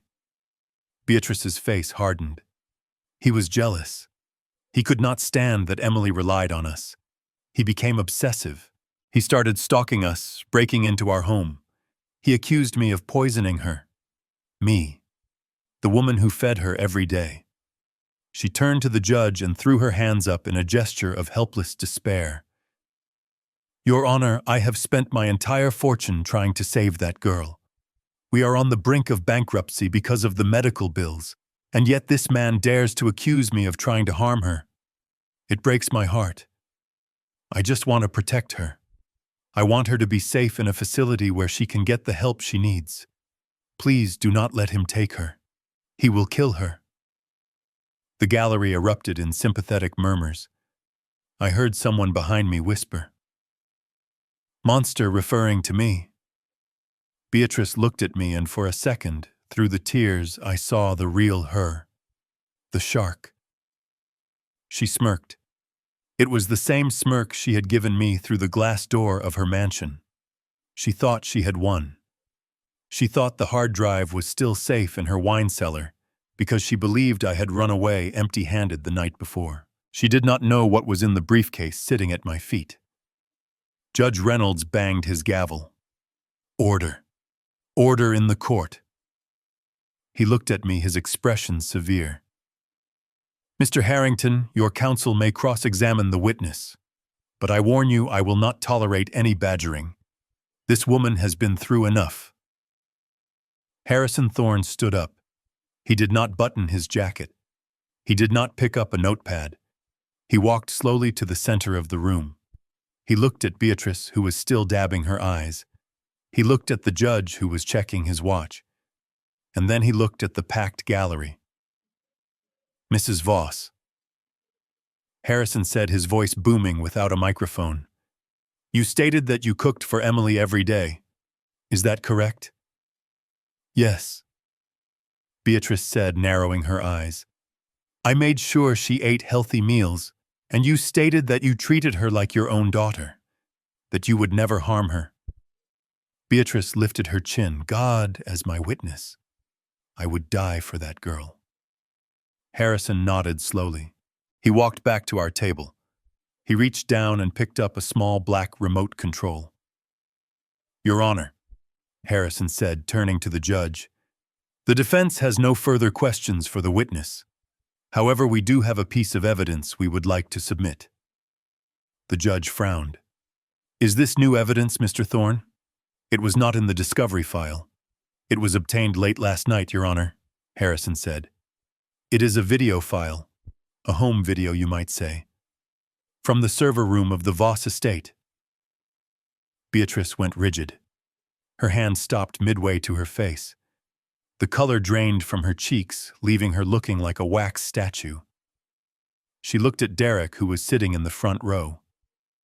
Derek was staring at the floor, shaking. "I object." Beatrice's lawyer jumped up. "This is ambuscade. We have not seen this video. It could be fabricated." "It is authenticated by the timestamps and the metadata, Your Honor," Harrison said calmly. "And given the gravity of the accusations against my client, I believe the court deserves to see the truth about Mrs. Voss's cooking." The judge hesitated. He looked at Beatrice's pale face and then at the eager press corps. He knew he could not suppress this without causing a riot. "Proceed," the judge grunted. "But make it quick." Harrison pointed the remote at the large screen mounted on the wall behind the witness stand. The video playing on the massive courtroom screen was not just evidence, it was a horror movie. The courtroom had fallen into a silence so deep you could hear the hum of the projector fan. On the screen, the digital timestamp ticked forward showing a date from 3 weeks ago. It was lunchtime in the Voss household. Beatrice was standing at the granite island wearing yellow rubber gloves. In her hand, she held a small rusted tin can, not a spice jar. She used a teaspoon to scoop out a gray powder. She dumped it into the steaming pot of tomato soup. She did not just add it, she stirred it in with a rhythmic motion, humming a cheerful tune that sounded grotesque against the reality of what she was doing. Then she spoke. The microphone on the hidden smoke detector camera picked up every syllable. On the screen, Beatrice leaned over the pot and whispered, "Drink up, you miserable little leech. I hope this one burns your throat. Just die already so we can cash the check. You are taking too long to wither away." The entire courtroom gasped as one, but the video was not done. The kitchen door on the screen swung open and Derek walked in. He dipped a spoon into the pot and tasted the broth. "It is bitter, Mom," he said on the recording. Beatrice laughed on the screen. "She will not notice anything, Derek. Her brain is already mush. Just make sure she finishes the bowl." The screen went black. Harrison turned off the projector. Beatrice stood in the witness box, shaking violently. Her face had drained of all color. "It is a lie," she shrieked. "That is a deepfake. He made it with AI." But nobody was looking at me. The judge stood up, his face red with fury. He pointed at the bailiffs standing by the doors. "Take her into custody." The judge roared, "Now!" The doors to the side of the courtroom burst open. It was not just the bailiffs. It was a tactical team from the Major Crimes Unit. They had been waiting in the hallway. They swarmed the witness stand. Beatrice tried to run. She actually tried to climb over the wooden railing, her high heels scrambling on the polished wood. But 2 officers grabbed her arms. "Get your hands off me!" she screamed, kicking and spitting. "Do you know who I am? I will have your badges. I will sue this entire city." They slammed her against the wall.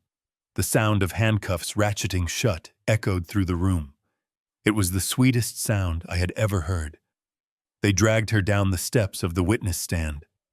Her hair was wild, her expensive dress was twisted, and she looked exactly like the monster she had tried to hide. Police officers moved to the front row of the gallery. Derek was sitting there, frozen in his seat. He did not try to run. He looked at the officers approaching him, and he just slumped forward, burying his head in his hands. They jerked him to his feet and cuffed him right there in front of the cameras. The arrogant smirk was gone, replaced by the terror of a man who knows his life is over. I stood up. My ribs were screaming and my leg was throbbing, but I felt weightless. I walked out from behind the defendant's table. Harrison tried to stop me, but I gently pushed his hand away. I walked until I was standing right in the aisle, where the officers were dragging Beatrice away. They stopped for a second, blocked by my presence. Beatrice looked up at me. Her eyes were wide with shock and madness. She stopped screaming. She just stared at me, breathing hard. I leaned in close. I wanted her to hear this. I wanted this to be the last thing she remembered before the cell door slammed shut. "Beatrice," I said, my voice low and steady. "You thought you could crush us because you have money and a big house. You thought I was just a dumb old construction worker. But you forgot one thing about builders. We know how to tear things down. You picked the wrong family to mess with. And you definitely picked the wrong father." She spat at me, but I did not flinch. The officers yanked her away, dragging her screaming out the side door. The courtroom was slowly coming back to order, but the energy was electric. The judge sat back down, wiping sweat from his forehead. He looked at me, and for the first time there was respect in his eyes. "Mr. Harrington," the judge said, "I believe I owe you an apology. All charges against you are dismissed with prejudice. You are free to go, but I was not listening to the judge. I was looking at the back of the courtroom. The double doors swung open again. The room fell silent once more, but this was a different kind of silence. It was a silence of reverence. A nurse walked in pushing a wheelchair, and sitting in that chair was Emily. She looked frail. Her skin was still pale, and she wore a scarf to cover her thinning hair. She had an IV drip attached to her arm, but she was sitting up. Her eyes were clear. The fog of the poison was lifting. Harrison had arranged this. He had gotten the doctors to clear her for a brief appearance to give a victim impact statement. She wheeled herself down the center aisle. The reporters parted like the Red Sea. Everyone watched her. The girl who had survived the soup. The girl who had survived the gaslighting. She stopped the wheelchair right in front of the defense table where Derek was still being held by the police before they took him away. Derek looked up at her. He started to cry. It was a pathetic display. "Baby," he sobbed. "Please. You know I love you. She made me do it. I was scared. Please tell them. Tell them we can fix this." Emily looked at him. She did not cry. She did not scream. She looked at him with a cold detachment, like she was looking at a stranger. She raised her hand. It was shaking slightly from the nerve damage, but she pointed a finger directly at his face. "You do not love me, Derek," she said. Her voice was weak, but it carried to every corner of the room. "You watched me die. You watched me scream in pain, and you turned up the volume on the television. You held my hand while your mother poured poison down my throat." Derek shook his head. "No, Emily, please. I am your husband." Emily straightened her back. She gripped the armrests of her wheelchair. "You are not my husband," she said. "A husband protects. A husband cares. You are nothing but an executioner. And you failed." She turned her head away from him. "Take him away," she whispered. The officers hauled Derek out of the room. He was wailing, begging for forgiveness, but Emily did not look back. She looked at me. She smiled. It was a weak smile, but it was real. I rushed over and knelt beside her wheelchair, ignoring the pain in my knees. I wrapped my arms around her, burying my face in her shoulder. She smelled of hospital antiseptic, but underneath that, she smelled like my daughter. She smelled like life. "We did it, Dad," she whispered in my ear. "You came for me." I held her tighter, tears finally spilling down my face, washing away the dirt and the blood and the anger. "I will always come for you," I said. "Always." The judge banged his gavel one last time, dismissing the court, but the real verdict had already been delivered. The truth was out. The monsters were in chains, and the builder and his daughter were still standing amidst the rubble, ready to start over. The gavel hit the wood with a sound that echoed like a gunshot, ending the war. Beatrice Voss and her son Derek were sentenced to life in prison without the possibility of parole. The judge called their crimes a betrayal of the most sacred trust between humans. I watched them being led away in orange jumpsuits. Beatrice was no longer the queen of society. She was just an inmate with a number. Derek did not even look at me. He was broken. The Voss mansion was seized by the state. Every painting, every bottle of wine, and every piece of furniture was sold at auction. The proceeds, along with the $5 million from the trust fund that they tried so hard to steal, were awarded to Emily. They wanted to strip her of everything, but in the end, they gave her the keys to the kingdom. But money does not heal nerve damage. The next few months were the hardest of my life. The poison had left Emily weak. Her muscles had atrophied, and the pain in her hands and feet was constant. I moved her back into her childhood bedroom in my small house. I became her nurse. I helped her eat. I helped her walk. I sat up with her at night when the nightmares came and she woke up screaming, thinking she was back in that room with the restraints. There were days when she wanted to give up. The physical therapy was brutal. She had to learn how to hold a fork again without shaking. She had to learn to trust her own body. "You can do this, baby girl," I would tell her, wiping the sweat from her forehead. "We are Harringtons. We are built from steel. We do not break." And she did not break. She bent, but she did not break. 6 months later, I stood on the sidewalk in front of a newly renovated brick building in downtown Chicago. It used to be an old warehouse, but now it had fresh paint and big bright windows. Above the door was a sign: "The Harrington Center for Women." Emily walked up beside me. She was not in a wheelchair. She was standing on her own 2 feet. She looked different. She had cut her hair short into a pixie cut. The long, thinning hair from the sickness was gone, replaced by thick, healthy locks. She looked fierce. She looked like a fighter. "We did it, Dad," she said, linking her arm through mine. "We used the settlement money to build this. It was a shelter and a legal aid center for women trapped in abusive financial relationships. We took the dirty money that Derek and Beatrice had tried to kill for, and we turned it into a weapon to save others." I looked at my daughter. The gray color was gone from her skin. Her eyes were bright. She was not the scared girl who whispered on the phone at 2 in the morning. She was a survivor. "Let's go eat," I said, patting her hand. "I am starving." We went to a small diner around the corner. It was nothing fancy, just booths with red vinyl seats and the smell of frying onions. We ordered steaks and fries. When the food arrived, the waitress put a bottle of steak sauce on the table. Emily picked it up. She paused.